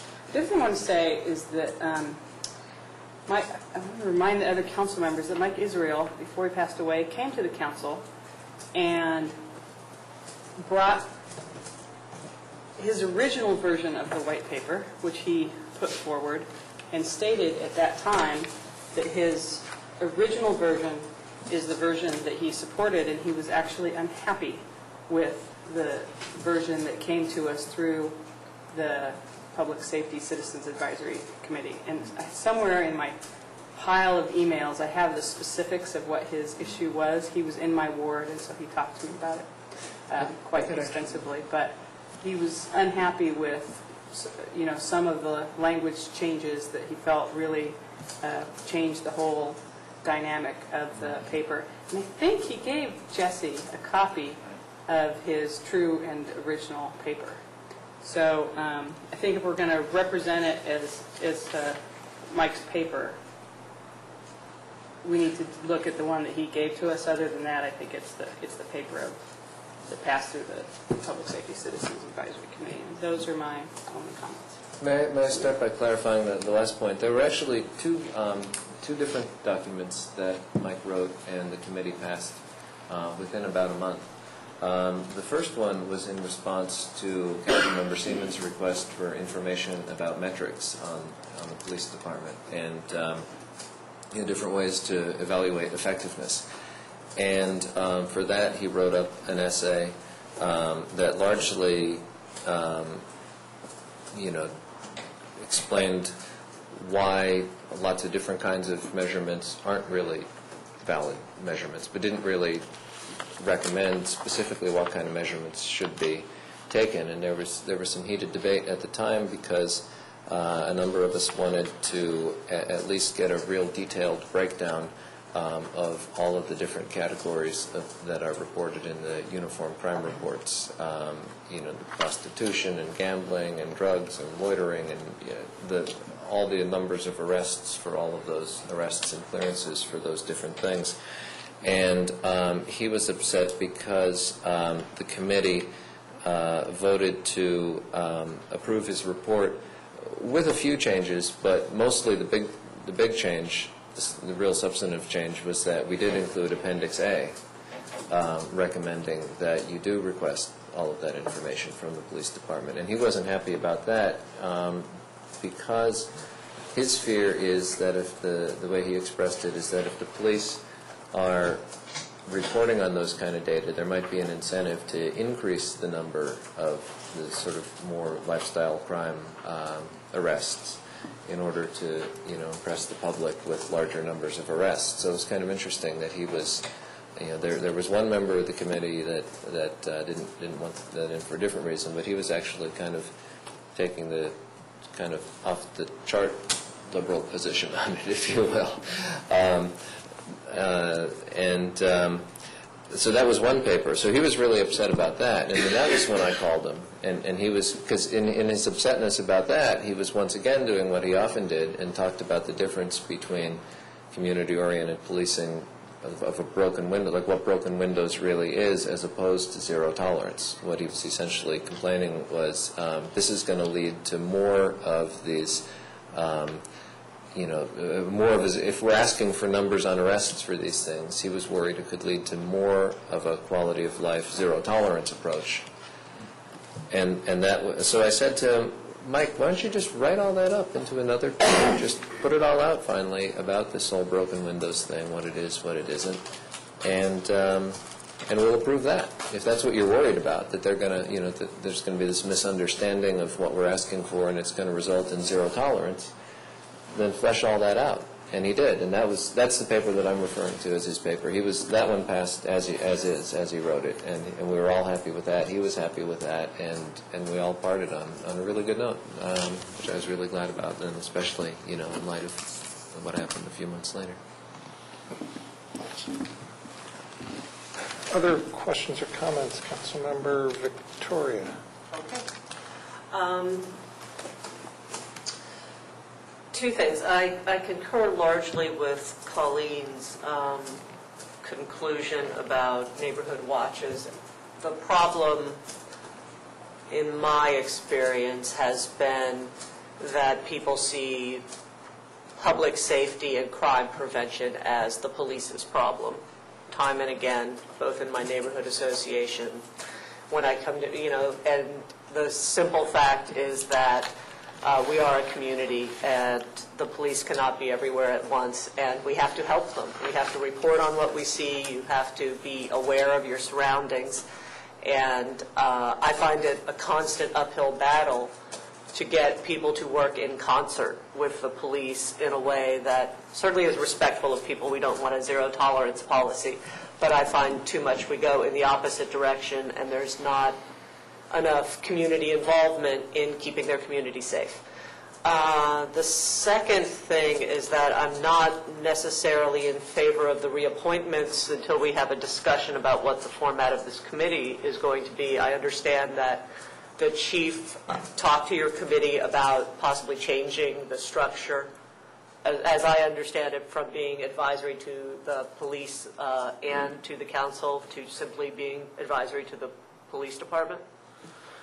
I assume we need an understanding of how that would change things, whether we're in favor of that, and what that committee is going to do, whether we are keeping the format as it is, whether we are changing the focus, or whether we're changing the structure before we decide who's best suited to be on that committee.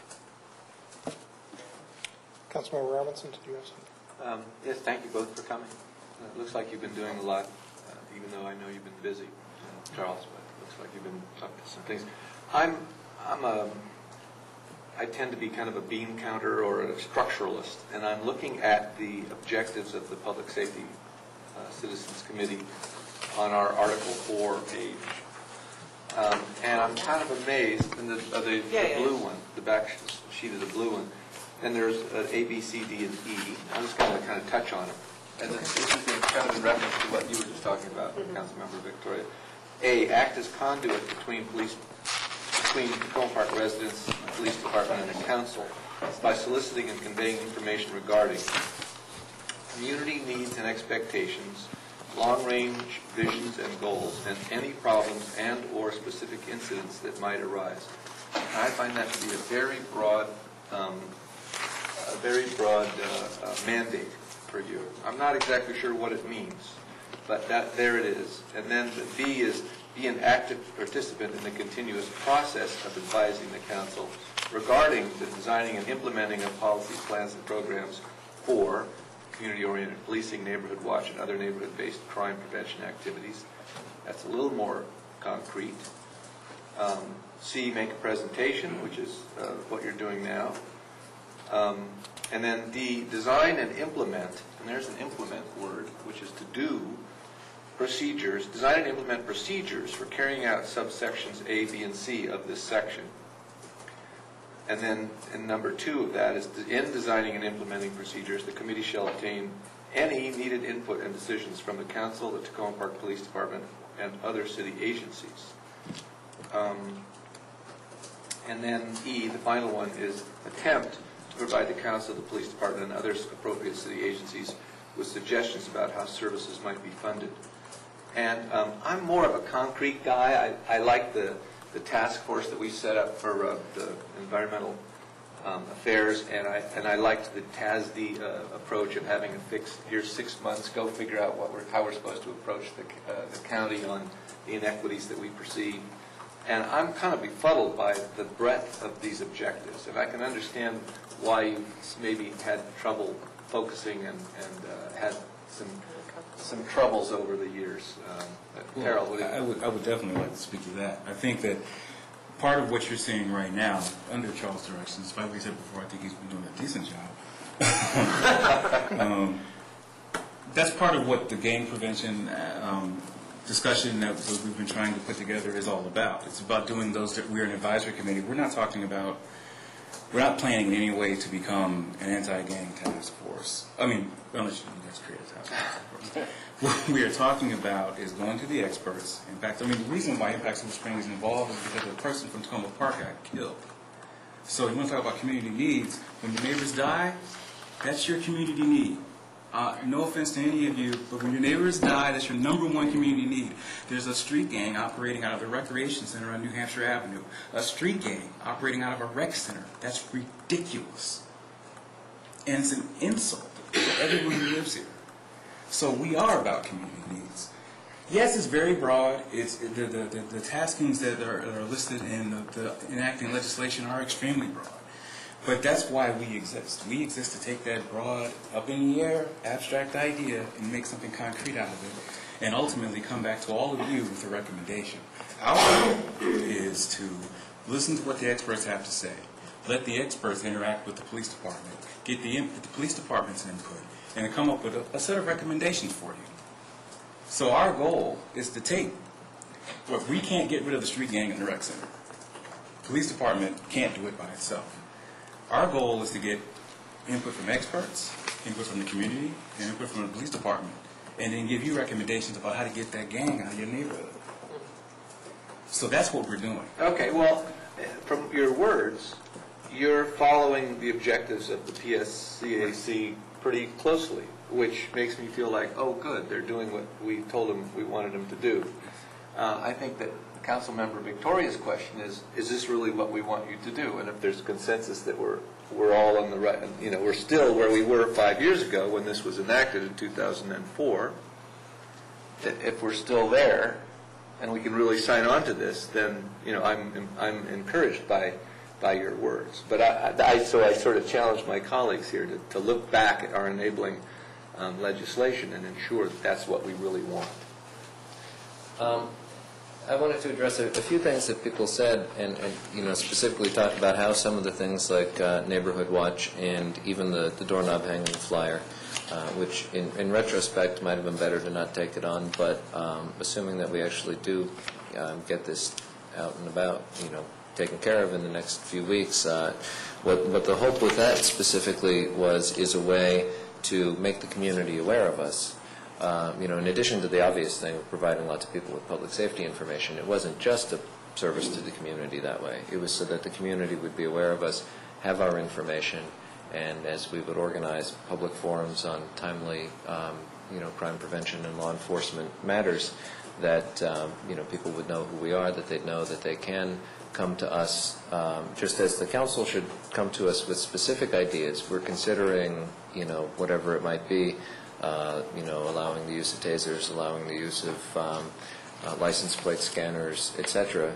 You guys do some research for us on it. You know, in a sense, part of the need for our committee, I think, as advisors to y'all, is because you are only paid part-time as legislators, and you don't have a legislative staff. If you were full-time legislators with several people on staff, and you hear of an issue like that, you would just tell your LA or whatever, you know, or intern or somebody, look up this information, come back to, you know, give me a white paper on this matter.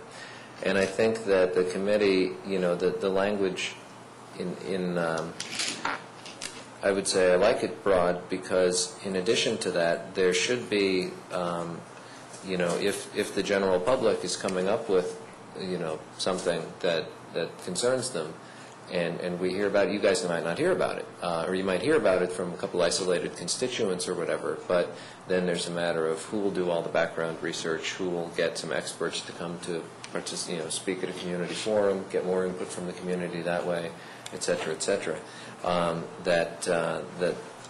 that we would serve that function too, as well as really, I mean, I guess I disagree with our predecessor that one of our problems over the previous years is that we weren't getting enough direction from you, because on some areas you don't really need a ton of bricks to fall on your head as to what would have been useful for us to look into, you know, when it says respond to any specific problems or incidents.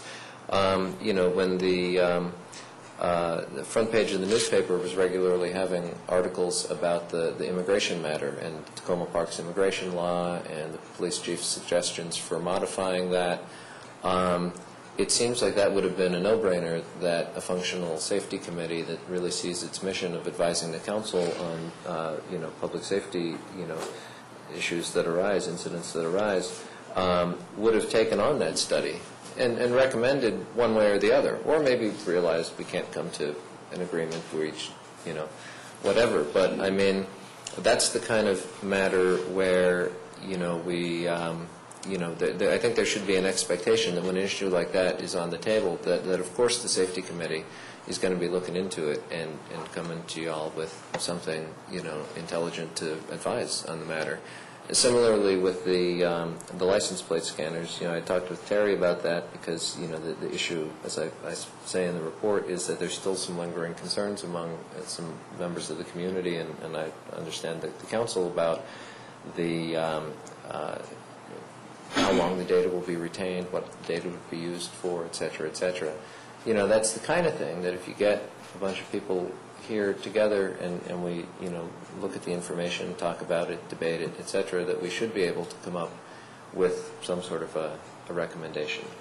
And so that's where, in a sense, I guess to kind of tie together things that people are saying, I like the idea of us being focused and focusing on the gangs. I think is timely and something we could focus on that'll get the ball rolling beyond our recommendations, but then also culminate in recommendations. And I would also like to, personally, I have a big interest in the Neighborhood Watch program. I was told for a long time, well, there are no Neighborhood Watches anymore in Tacoma Park, and that's true. I didn't realize that the county actually has a program of training people and getting the approval and so on and so forth. And I started to talk with the chief about that, about would a particular community liaison officer be needed. Would that be the thing we would recommend, or might we recommend that we, that you just plug into the county system on that, that we need to know more. But that's the kind of thing. You don't have to spend even more time doing research into that kind of thing to know what you might be able to do, legislatively to facilitate Neighborhood Watch programs in the city. I would like to do that and continue to talk with the chief and talk with the county people that coordinate it and read their materials and see what we might be able to recommend to get Neighborhood Watch off the ground. While also, as Councilmember Clay pointed out, that there would be some time on our part, in terms of at least, I could see myself trying to get one up and running, at least in my neighborhood, just kind of as a model. And one final point is that the other objective of these flyers is that we're soliciting the help of neighborhood associations and the city safety contacts, the Orange Vest, street patrols, in distributing them. So this is a good chance for us to be directly communicating with and working with, and to some degree touting the efforts of, these people who've already taken an interest in crime prevention. So I could see a Neighborhood Watch thing perhaps growing out of that somehow, in terms of, in other words, the flyer project, while it might be aptly called a boondoggle, we're finally at the point now where we have each of us who are currently serving on the committee have different names divvied up of safety contacts and neighborhood associations to call them, make a big splash with it, get these out, get people aware that there is this citizens, residents movement to be directly, involved in helping. And I think that that's the kind of thing where to some degree objective A is sort of saying that we need to kind of have our eyes and ears open to what's going on with the public and what the public want and need and so forth. And then we also need to be communicating with the police department, seeing what their needs and challenges are, and then using our expertise, time, passion, etc., in finally coming to you all with something that, that you just wouldn't have the time to get to that level yourselves. And I think the real key to that is just prioritization. We have lots of great ideas, and part of the limitation of the group is that there's so many great ideas that two or three people can work on. If we had, as a group, more direction for saying, these are the three things you should focus on for this fiscal year. Whether it came from the council or from the police chief, or, maybe harder if it's decided upon by the group itself. But if we had the priority, if we knew what the city's priorities were, that would simplify achieving all of the things that are in the enacted legislation. If we could just say, okay, well, this year, let's talk about gangs, let's talk about Neighborhood Watch. Next year, let's talk about there may be other issues, and there should be other issues. It should be constantly evolving. But I think that working together, that we'll be able to, like, once we as a group, and I'm speaking mostly for this guy since he's on the group now officially, once we know as a group what you need, then we can do whatever we're capable of doing to advise you about that. Oh, and then let me just add too, when I most recently spoke with Chief Rakucci about the alternative plan, I suggested that we, in fact, move forward with getting a new, getting the new appointments, including Terrell, and then under his leadership as chair, with the new people at the table, we could all consider as a group. I mean, if we're going to offer advice to y'all on anything, this could be something useful to offer advice on, as to what do we think, how it would be best for us to move forward after we have all of us together and have had the chance to hear the police chief's proposal, as a group, and discuss it and talk about it and see, and then come back to you all in a few months and let you know which option we would prefer. Just to factor it in, obviously, it goes without saying that all of our advice is just advice, free to be rejected, but hopefully at least strongly considered. Okay, thank you. What I would propose going forward, because we've heard some interesting information and it's been a good discussion, I think it would be good if we did have the chief present his ideas, and I think what would be helpful would be if we did that fairly quickly in terms of an agenda item, try and get it on in the next couple of weeks, and that way we can have a sense of how we want to move forward, because I think we've heard some good suggestions from the committee. There have been some different opinions voiced up here about some possible ways to prioritize how that might work. I don't think we're going to resolve that this evening, but I think if we have that discussion very soon with the chief and with the current committee, then we can move forward in whatever direction we want to go, and if that includes keeping the Public Safety Citizens Advisory Committee and appointing new members, then we can do that in fairly short order and not hold this up. Mayor? Yes. I don't want to put the chief on the spot tonight, nor do I want to lengthen this meeting at all, but Mr. North did present some contention that there's gangs active at the Recreation Center on New Hampshire Avenue, and I would appreciate it if you could give the council a report on that at your convenience. Thank you. Councilor Wright. I definitely agree with you, Bruce. I think we've been trying to have a policy discussion in the context of a report, and we haven't really been able to move forward. I think we have to make the policy decisions quickly, and then the committee can move forward. They're kind of hamstrung now, and I'm supportive of having that happen quickly. Okay. Thank you. Thank you.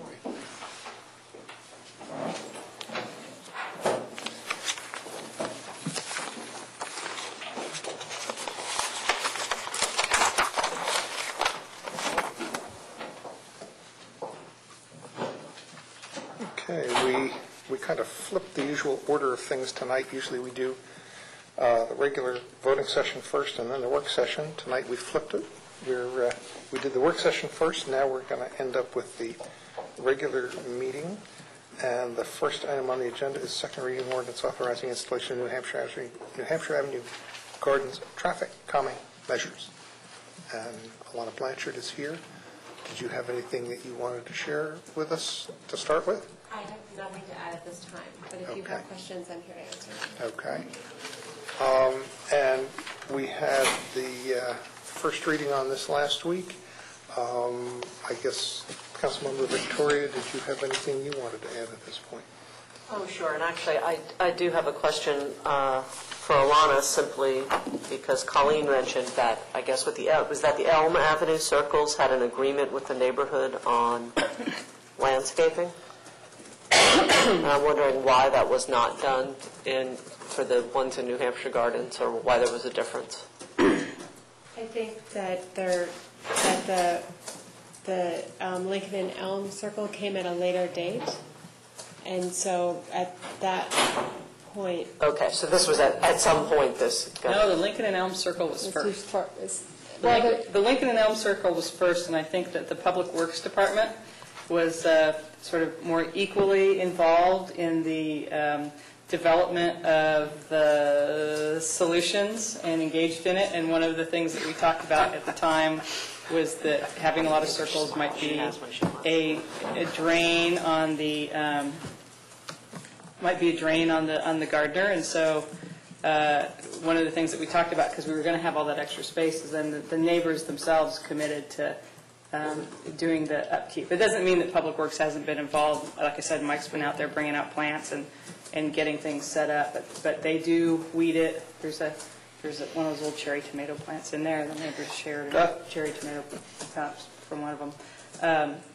And then my experience in later times is that the planning department had a broader role in it, and I think the Public Works Department maybe wasn't managing as many of the meetings, and maybe it didn't come up as a topic. But it was mentioned at a couple of the initial meetings that we had, and so the neighbors said, hey, we'll do that, and if that'll help make it more palatable to have all that additional permeable and garden space in I just the area. wanted to understand that, and for the record, Mike has submitted an application to New Hampshire Garden Citizens Association that they can apply to do as much weeding as they'd like. And I will be working on that, frankly, because I'm a gardener and tired of complaining about problems, and that's why I came here in the first place. I will say that we had a pretty good turnout for public comment. I'm guessing we do not have anyone here for public comment tonight. Last week, and it was pretty mixed, for and against. However, people who have contacted me directly this week have been pretty uniformly in favor of what's in the plan.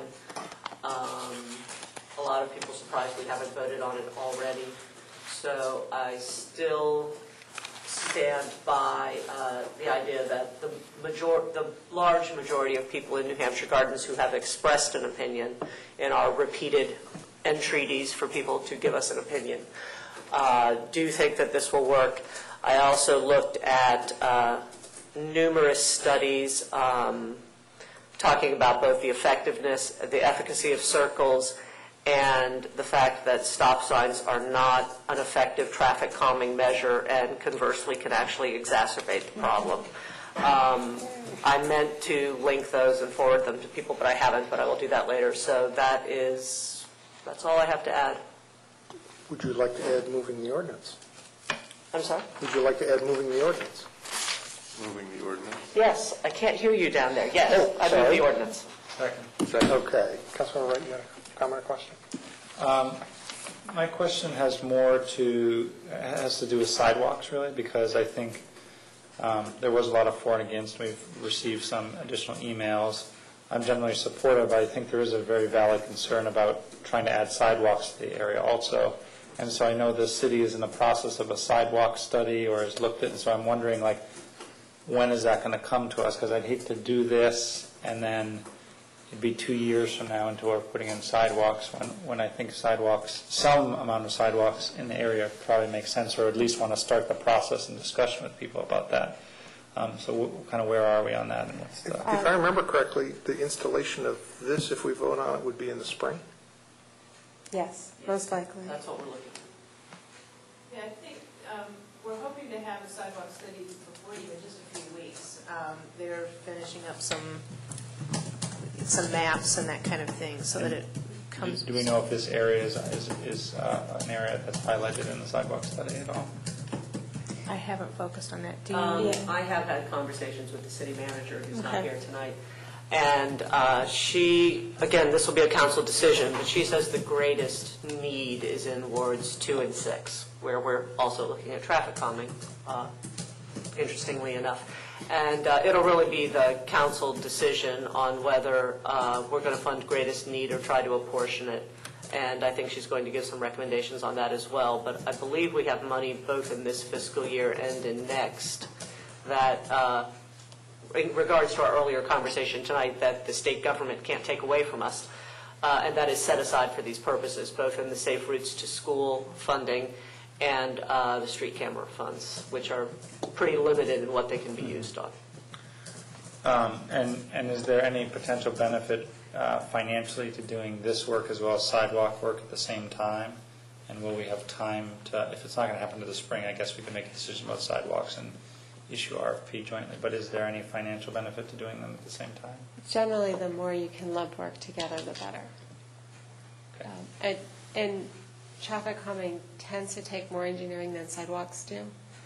Sidewalks tend to be more straightforward and not require special engineering, whereas things like a traffic circle do require engineering and design.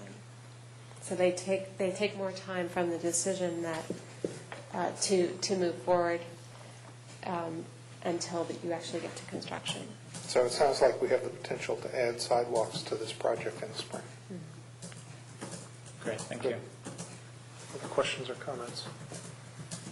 I have a question. Yes. Can we pay for this out of the street camera money? That's the That's what Yeah. that is. Welcome back. Well, but not the sidewalks, this traffic calming. Yeah. Both. Yes. Yeah. Okay. Then I guess maybe I misunderstood the email about $100,000 in the budget for traffic calming, because my understanding is there's more this year coming out of the...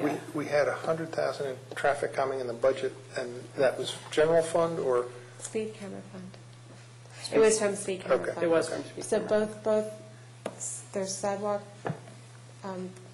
that are funded out of speed camera fund and traffic calming that are funded out of speed camera funds. There's also sidewalks that are funded out of Safe Routes to School funds. And I think the issue came up about your concern about the neighborhood that would need additional traffic calming. And last week the discussion was both that there's money next year, but then also we don't have to spend all the sidewalk money on sidewalks. And there's a lot of sidewalk money. It's like, Well, it's not sidewalk money. We were watching out for the potential that Long Branch Sligo would come in and need money. It's speed camera I'm sure money. that they will. We discussed last year that we would have the money in the budget this year to do that. But Exactly. my understanding is that we'll have it out of the speed camera money even if we spend this money now. Correct. Yes, Okay. that's right. Great. Any other questions or comments? Any public comment on this second reading ordinance? Seeing none, it's a second reading ordinance. Will the clerk please call the roll? Mayor Williams? Aye. Councilmember Clay? Aye. Councilmember Robinson? Aye. Councilmember Stevens? Aye. Councilmember Sniffer? Aye. Councilmember Victoria? Aye. Councilmember Wright? Aye. That passes unanimously. Thank you. The next item is a single reading ordinance awarding a contract for the Linden Avenue retaining wall and stormwater structure. Public Works Director Darrell Braithwaite is here. Is there anything that you need to tell us about this one? This is a project that the city was successful in getting a grant through the Maryland Department of Environment from federal funds for the American Recovery and Reinvestment Act.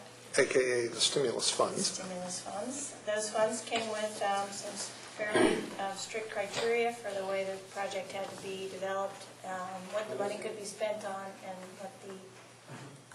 what had to be included in the RFP that the city developed. That had to be approved by the state before it was advertised. This is a very exciting project, one in which I encourage everybody to go and see the before prior to the after. It's going to be one of those projects that totally changes the way the street looks, the access to the park. It's a lovely area with access so close to Sligo Creek Parkway, and yet it's fairly unattractive as it stands now, a very old brick utilitarian retaining wall that blocks the view. Terrible stormwater problems. We have a collapsed pipe at the end of the street, severe erosion. It's really environmental degradation both on each side of the retaining wall. So this project was a great program to really turn that around, change the retaining wall structure, provide stormwater filtration, and an aesthetic to the end of that street that's going to totally change the way the community can access, view, and appreciate the lovely area that it is. We are very happy with the bid results. We had a lot of people interested in the project. It's a fairly complicated project in some aspects. We had a mandatory pre-bid meeting, and all these folks that bid attended that meeting as well. The city engineer has done a lot of follow-up with low bidder, wanting to make sure that they're qualified, that their bid was responsive. He's talked with a number of municipalities and counties that they've worked for on some fairly extensive and complex projects, and has gotten very good reviews. Feels pretty strongly that this company will be able to accomplish what we need to accomplish. When we put together the grant application for the state, we indicated to the state that the city would be spending some of its own money as well in the construction. So we weren't anticipating that the grant amount would be able to cover all of construction. So we're prepared through stormwater funds to handle the balance of the construction costs. In addition, the federal funds are restricted for construction only. No design work, no inspection work. And all those things were critical to the development of this project, and certainly construction inspection is going to be a critical component as it gets underway. So those costs have also been included and are able to be taken from the stormwater fund. So we're in a good position to get this going. We have to have work underway before December 31st. The next step in the process is for us to send our recommendation to the state for it to be reviewed. They've kind of got things lined up and have preliminary approval through the Board of Public Works to go ahead with all the projects. They don't have to take each one individually to the Board of Public Works, so we're anticipating within 2 to 3 weeks of us sending their procurement package to them. We'll hear back from them. Hopefully all the paperwork will be in order, all the I's will be dotted and T's crossed, and we'll be able to then award a contract. The ordinance that you have before you this evening indicates that the city manager's ability to negotiate a contract is restricted to the state's approval. So your approval is one component, and the state's approval is the necessary next step in order for us to award the contract. Okay. Would somebody like to move the ordinance? Do I hear a second? Second. Moved by Councilmember Sniffer, seconded by Councilmember Robinson. Is there any discussion? I'll add that it sounded like you were almost disparaging Old Brick, and I wouldn't necessarily go there. This one you would. Yeah, it definitely, it's ready. Yes, Councilmember Wright. Just Google Maps is pretty amazing because you can pull up the street view and actually see the retaining wall, and it is pretty, because I haven't walked over in that area, it's pretty despicable. Yeah. Maybe if you could, I don't know, send us an email with an arrow on a map or something. Oh, sure. Then we'll remember to go look. There were photographs. I remember there were photographs, but if I had to right now walk to the project, I might have a little trouble. Well, Linden Avenue is directly accessible from New Hampshire Avenue. So it's just south of Sligo Creek Parkway. New Hampshire Avenue Garden Apartments. Okay, that's what I thought, but, you know, I'd have to get over there and start looking around.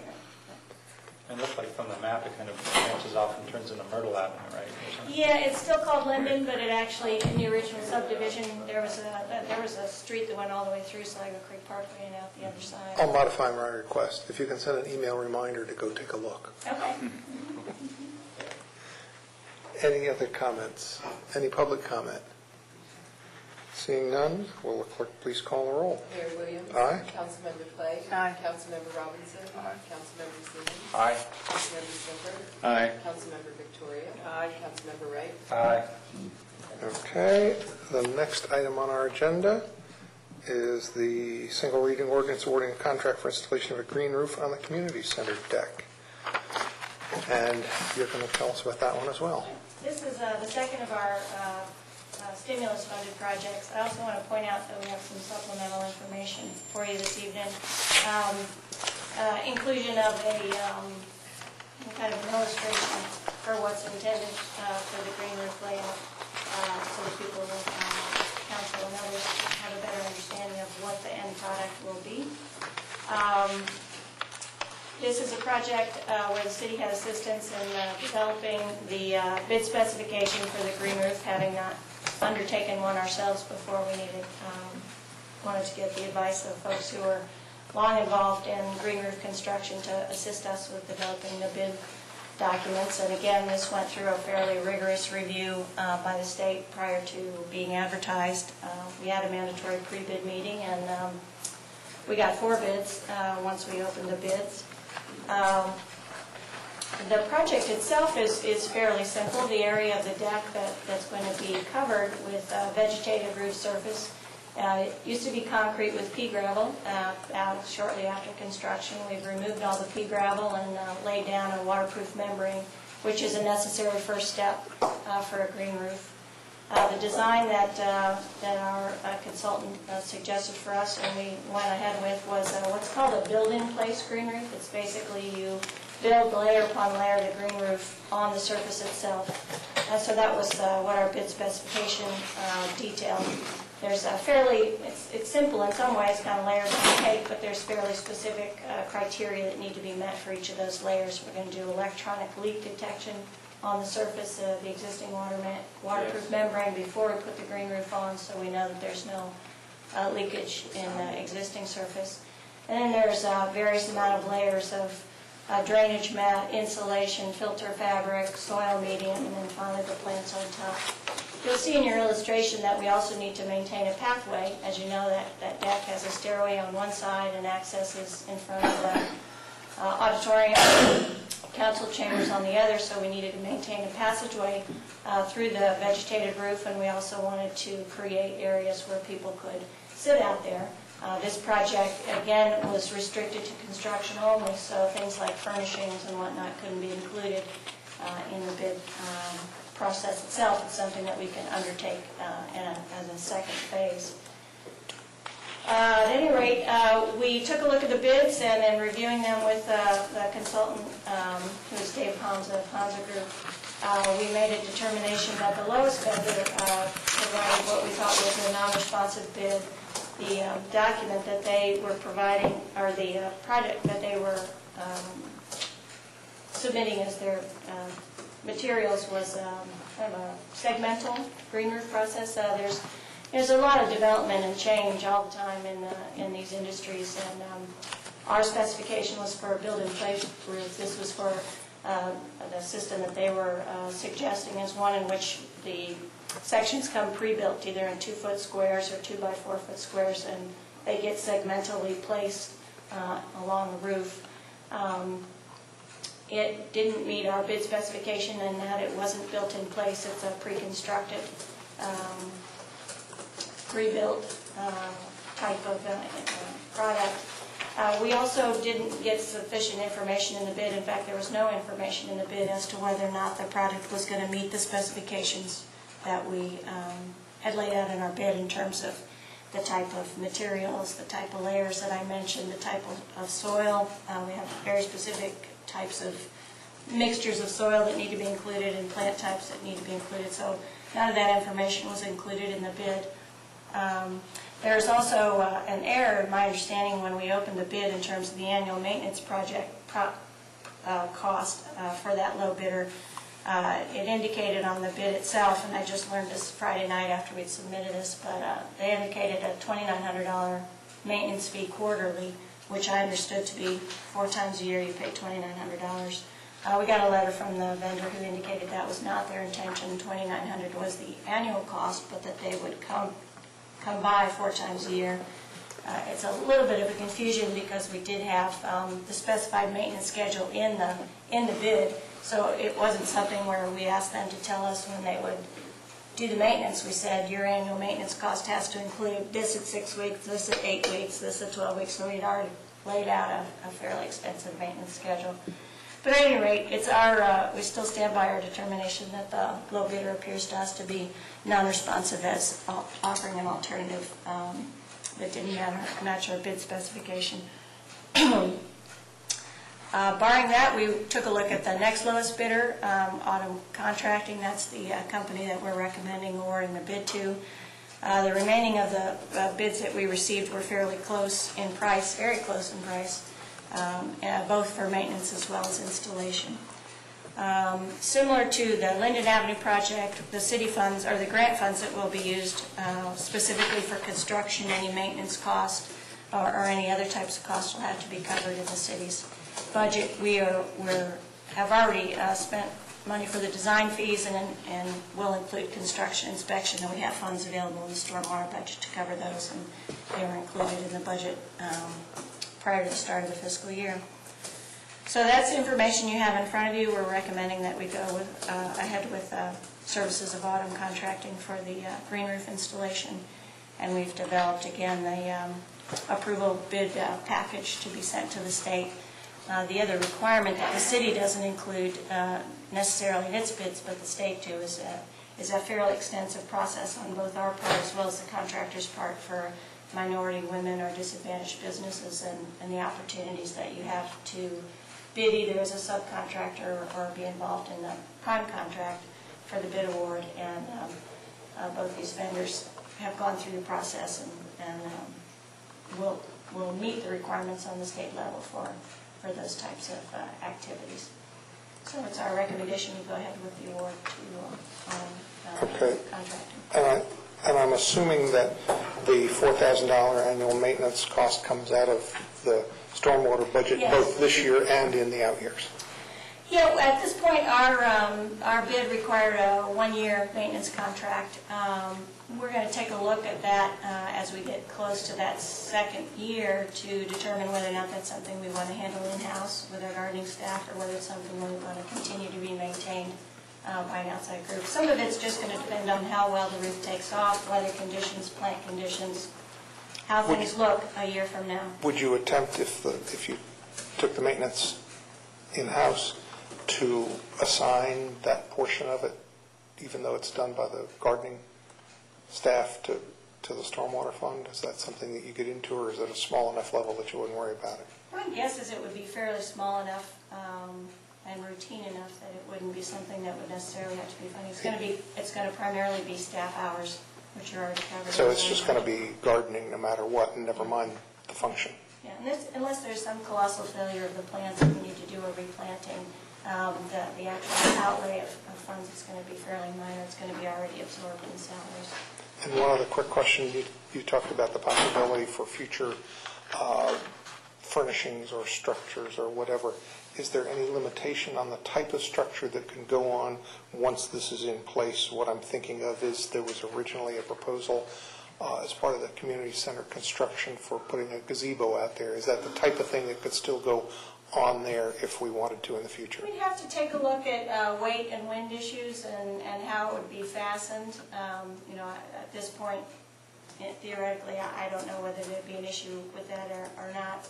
What we were assuming was benches and potentially artwork and things like that, rather than any sort of heavier, larger, or other type of structure that would need to be mechanically fastened down to the roof surface, unless it was adjacent to the railing, and even that is not what I would. It's not structurally sound, but it isn't something that you would mechanically fasten another structure to. So we'd have to take a look. But potentially, if it was near the edge, there might be some fastening mechanism where it kind of went over the edge and fastened underneath. Yeah, the way the roof is going to be laid out, and it might be visible in that picture, is we will have a little aluminum edge inside the railing, so that'll be the sort of soil stop all along the outside of that. So you'll have the railing, and then you'll have an edge, and then the green roof itself will fill in between those areas. So that maintenance on the railing at some point in the future won't disturb the green roof. Right, it won't disturb the green roof, and when we did the waterproof membrane installation, we put footer covers, for lack of a better word, over each of the railing ends so that we would have a waterproof and sealed tight covering over those railings and the waterproof membrane itself. Okay. So it's really crucial to maintain the integrity of your waterproof membrane under your surface because it will be holding and setting water. Right. The only other thought on the types of furnishing issues is we will have to take a close look at weight issues. We are in no way worried about weight issues now. It meets all the requirements, and again, it was designed for a green roof, so you have to have a certain pounds per square foot for the soil and vegetation itself, and also because there'll be pathways and walkways and sitting areas. You have to also, the code requires that you have it weighted for, people standing kind of shoulder to shoulder all across the deck, even though it's unlikely that that would ever occur and there wouldn't be standing room for those people. But anyway, you have to have that type of capability within the structure, and it was built that way, and we've had letters received from the designing engineer that what we're proposing will fully be able to be handled by the structure itself. But if there was anything particularly heavy that got added on, we'd have to take a look at that. Okay. That's Councilmember Robinson and then Councilmember Smith. Are these CDMs going on here?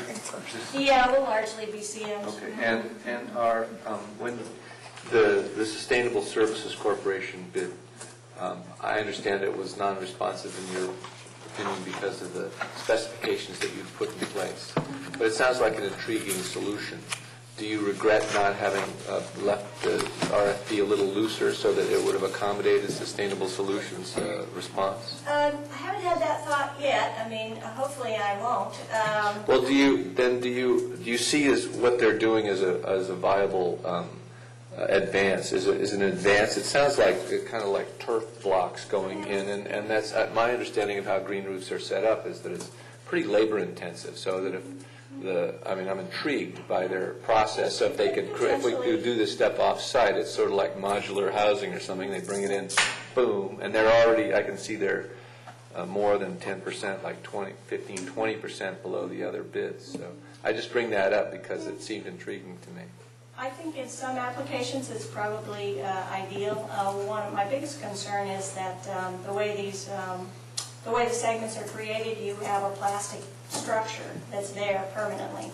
Oh. It remains. It's not like turf where it's plastic box. It's Yeah, a plastic it's box. kind of a plastic crate. So it's a planter roof. A planter roof, okay. So you have, it's Yeah. holden. I mean, they could certainly do it with the material that was firm at the beginning, but then biodegraded into the earth. So I mean, so it's the idea of it. I think appeals to me. Whether or not it's in a plastic crate or something that will. Well, it's the durability of the plastic I think we're concerned about. I know, because the this intention is you product could doesn't lift it have a long up track record. because you have to maintain these things.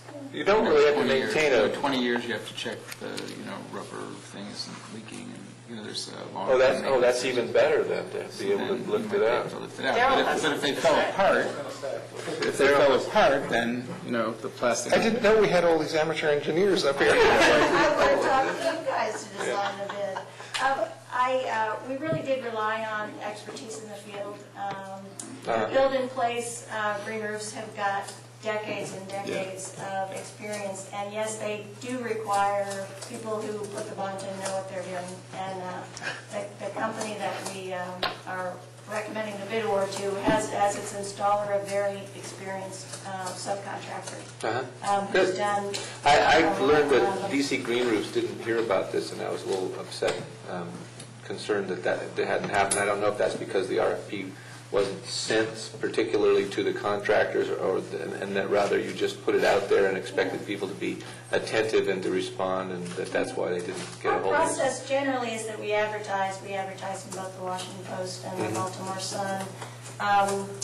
We were required because of the state and federal requirements, particularly related to minority and disadvantaged businesses, to solicit minority and disadvantaged businesses. So in those cases, those were the only ones that we were required to go to. I think DC Greenworks makes a point of having minority and disadvantaged folks do their installations, so I don't know that. Maybe they're not listed in any of the website services.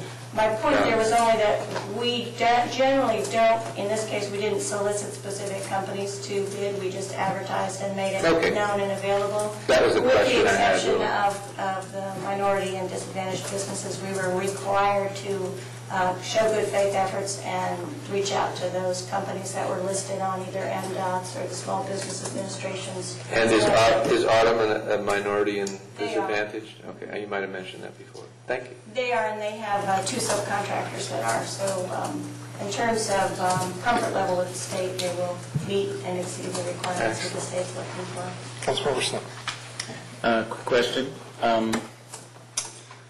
In some situations, a protest on one of these things can lead to a lengthy delay. Do you anticipate any delay? At this point, I don't know. I talked with the city manager, and she had talked with the deputy city manager. We have in the past had some cases where people contested bid awards. We don't have a formal process for contesting bid awards. The way that our RFPs are written and the way our procurement rules are, whereas they're very strict and specific in some cases, they give the city a lot of latitude to evaluate bids and determine what's in the best interest of the city. The requirement is that you evaluate the bids based on the qualifications that you listed in the bid document itself. And that's indeed what we've done here, not only in the bid specifications, but there's also a section of the RFP that says we're going to rate these responses based on qualifications and experience of the firm. And there's 3 or 4 other things. Price is usually listed at the last, meaning price will not be our overriding and absolutely determiner. It will be based on a whole series of things. And my understanding is, both from my own bid process and where we've done in the past, the city does have the ability to pick and choose and negotiate with really any vendor it chooses, providing it meets the bid requirements, and the city believes that it's in the city's best interest to pursue that company. So we do, I have had some phone exchanges with the company that was the low bidder. They're very, of course, upset that they didn't receive the bid as are the companies that were the higher bidders. I've had a lot of phone calls on this. People are very hungry for work. They really wanted to get the job, and everybody's anxious to keep their people employed.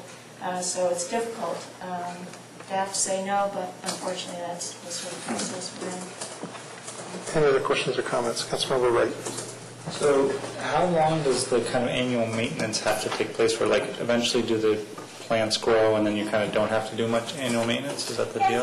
I think we'll always have some degree of annual maintenance, just like you do in any garden, particularly given its location where it'll be so visible, which is kind of a big plus to that green roof. There'll be weed seeds and other things that will just fly in and land, and birds are all through there. So we're going to always have some amount of maintenance to do in terms of removing weeds or invasives so that they don't, get a foothold and take over the place. It's not something that you got to mow. It's not something that there'll be a lot of serious or intensive maintenance. It'll just probably require seasonal care, where you go in, you do some weeding. If there's really dry times during August or who knows when, we water. Just keep an eye on conditions in the vegetation itself. But if we didn't do this, we would still have some maintenance. Oh, if there was no green roof? Yeah, we would still have some. I'm just trying to compare apples to apples versus like true cost of doing this versus. Sure. Because of the way it was constructed, it is an open concrete deck, and you can't have unfinished concrete sitting out there without it being affected and exposed to weather and elements. So we definitely had to waterproof it. The waterproof membrane that we selected was one where we intended to put something else on top of it. This light, we have it barricaded off as it is now. We really don't want people walking back and forth across that membrane because they can do damage to it over time. But if the city didn't pursue a green roof covering, it would have to have done some other type of waterproof covering and either pavers or something so that there could be passageway and access to the area. The way the building was designed, it's there as a plaza, so you either have people on it or not. You have people walk through it or not. Yeah, and just so I'm clear, there's pavers which people can walk on, but can people walk on the actual green roof also? There won't be pathways in the vegetation itself. We won't be encouraging people to walk in the vegetation. There won't be footpaths or whatnot through there. It'll really be intended to be just a vegetated surface that is observed or looked at and not entered into. And will there be any sort of fence, or just because we have a lot of young kids around the community center, and I could see an interest in going on to that, not in any malicious way, but just the reality of kids. Yeah. We haven't talked about a fence or a little railing. We'd have to take a look at that if we found that, there was a lot of traffic. Or, like we have in some areas, if you find that there is a footpath through somewhere, then you create it as a pathway. It becomes a way people want to use that space. We think we've developed a pathway that makes sense there and sitting areas that make sense there, but with actual use, it may turn out that people want to have a slightly different access or entranceway into those spaces. But I think we've pretty well got it covered in terms of how people will be using the space. And what's the number of year storm that the roof can deal with without having to have overflow or runoff off of the roof? I don't believe we have designed to a certain stormwater condition quite like that. Because we do have a drainage system within the roof itself, there are two drains that are in the deck, and the deck itself is sloped to the center to the drains, and on the outside it slopes to the outside so that water sheds. So there was never a need to manage a certain type of water or flow. We don't have we're basically going to be able to control in the system itself any water into our stormwater structure underneath. So we don't have a filtration or a quality that we're trying to meet with that particular. And when would it go in this fall, or would it go in next spring? We're hoping to have it installed in October. About mid-October, you're reaching the edge of availability for the CDM. So if the state is not able to turn this around in a quick way, we have to start spending money by December 31st. It's a requirement of the federal money. So we will have to do something prior to December 31st. But our intention is to, as soon as the state says yes, we have the contractor ready to get started. And it will be a fairly quick installation, probably not take the better part of 2 weeks. So I had a couple of follow-up questions related to DC Greenworks. And just I asked this because, one of the board members from DC Greenworks came to the council and talked to an interest in green roofs and, involving the community and understanding the installation and potentially doing a curriculum and I think maybe even having community members involved in the installation. So is it that they wouldn't have qualified to bid on this, or did we just not inform them of the bid? Well, they probably would best be able to answer whether or not they could meet the qualifications that the state and federal requirements had. I have had conversations with Jim Epstein from DC Green Roofs, both in June of this year as well as more recently. We would very much like to meet and talk to their organization and figure out ways that we could collaborate on projects that were appropriate. My understanding from talking to him in June was they were really interested in the community build. The monies that we got for this project were not in any way supportive of community builds. The intention is to stimulate the economy and stimulate that in very specific ways. So we were lucky to get the grant, but like any time when you get somebody else's money, they pretty much have control over how you spend it. And the requirements that the money has are things like you have to match Davis-Bacon wages, the money has to be construction only, can't be education, can't be maintenance, can't be other items. We didn't write the grant as a community build, we wrote the grant for installation of a green roof. So that was what we had to get focused on to do that. There's also, like I say, the minority in business set-aside issues. There's all our living wage issues, but those would probably be inconsequential related to a community build type of program. And there was also this need to have this set up and going quickly and a design that the state could review ahead of time and approve. So everything sort of had to be lined up A to Z before we got even started. So just the nature of the funds and the nature of the restriction of the money and how they wanted it structured pretty much meant we got in their queue and had to go through their steps one by one. I'm hopeful that other types of projects that can come available in the city will have a more flexibility, either city funded or funded through other grants that are really about education Mhm. or about environmental stewardship. It'll be, perfectly geared to those types of programs. Yeah. I hope we can meet with them soon. They may have ideas about how we could have a curriculum that had kids helping to maintain the roof or something like that, or it can kind of do the prep work for future green roof projects. Yeah, I'm waiting to hear back from Jim. I offered 4 different days, and he was supposed to get back to me with the great. date, so we should be meeting the next 2 weeks or so. Thank you. Councilmember Seaman. Thank you, Mayor. So this is a project that was, you went out and found a grant for this? Well, we were made aware that the state had money from the federal government for green projects and water quality projects, and we were encouraged to figure out what we had that was designed and ready. We were really close to a design on Linden Avenue, so that was an obvious one, and we had also had a lot of conversations about the green roof. So that was another obvious one, though we didn't have a design in place, and the state really wanted you to have already done your design work before you submitted the grant, so we kind of... When did you have to get the grant in? I'd have to look back. No, it was, I'm thinking May or April or May. The thing is that the state jumped on this particular subject early.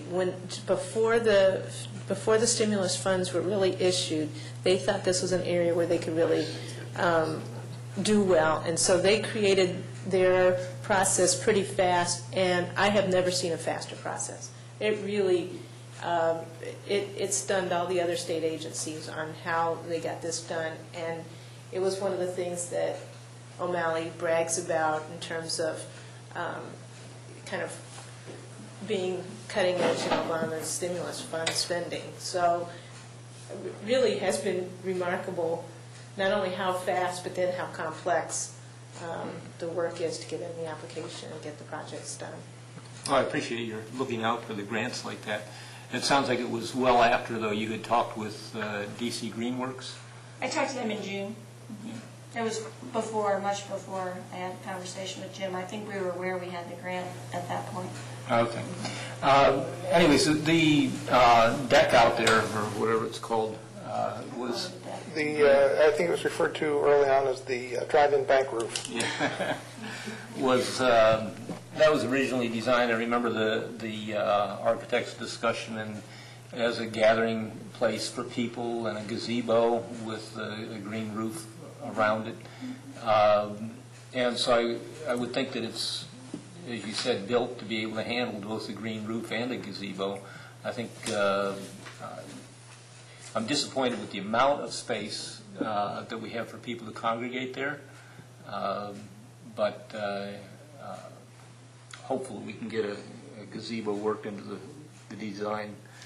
One of the things is the original plan is drastically different than what was built. So the original discussion was a very different plaza than what was actually constructed. So that's the value engineered plaza? Well, I think it had to do with the gymnasium issue, and I mean, it was supposed to be connecting all the way to the back. So when I got drawings from the architectural firm when I said we were going to do a green roof. He said, "Oh, we did the design on that." Well, that it is in no way, shape, or form anything related to what was actually constructed. May have also had something to do with that curtain for the the flood wall. The flood wall. Well, that's entrance to the driveway itself. But We're off the deck. It's a real different structure from what was originally. Two quick things. A question. I know I've been on some other green roofs, and they use, it's really not soil, but it's pebbles that are among the plants. The plants are rather sparse, and there's a lot of pebbles in there. And I just wondered if we have a lot of pebbles in this design, or is it going to be in the... My understanding of the soil medium requirement is it's a dirt. It does have quite a bit of other things mixed in, but it'll look like dirt. I'm just thinking of the pea gravel that's come down on many cars in the parking lot. Yeah, no, it won't be anything that you can pick up like pea gravel. The other, I don't know if you can tell on the design, but it actually, we've got three different surfaces. We'll have the vegetated roof itself. We'll have the pavers that'll have the walking path and the seating areas, but then we're also going to have something that's called turf stone, which is actually sort of a gridded paver with soil where you can plant in. So there'll be these transition areas that'll go from strictly vegetation, and it won't be a paver, it won't be vegetation, it'll be something that's a mix in between. So it'll provide a little more visual interest in the surface itself. And I would just suggest that we start using a bidders interest list so that people can sign up and say, you know, when this comes up for bid, we'd like to receive a copy of it. That's always available. I know some of the other departments do that, but I think you indicated tonight that you don't have such a list. It's a case-by-case basis. If anybody wants to be on our bidders list, we certainly would include them when we send out a bid. The way the city historically has bid is we advertise. Right. But DC Greenworks certainly expressed an interest in this, and they weren't told they could be put on a bidders list. Thank you. Any public comment? It's a single reading ordinance. Will the clerk please call a roll? Mayor Williams? And we did move it, right? Oh. Long time ago, we should like to move the ordinance. I think we did, but The computer is down, so if you can remember. just in case, does anybody remember? I didn't move it. I'll move it. I don't think it was moved. Moved by Councilmember Siemens, seconded by Councilmember Robinson, just in case we didn't already do it. Emergency backup moving. Yeah. Did we go so long that your battery ran out? It did, and if you had ended on time, I would have been fine. It's on 9:30. Don't rub it in. Really? When have we ever ended on time? We thought we were going to end early. Will the clerk please call a roll? Mayor Williams? Aye. Councilmember Clay? Aye. Councilmember Robinson? Aye. Councilmember Siemens? Aye. Councilmember Sniffer? Aye. Councilmember Victoria? Aye. Councilmember Wright? Aye. Okay, that passes unanimously, and that one took a half hour. The final item on the agenda is the consent agenda, and that's two resolutions. One authorizing an MOU with the county for rental housing inspections, the other one appointment to the Ag Legislature. I heard Councilmember Siemens move it and Councilmember Wright say move, which was the second. And so all those in favor, please say aye. Aye. Any opposed? Any abstentions? Consent agenda passes unanimously. We're adjourned.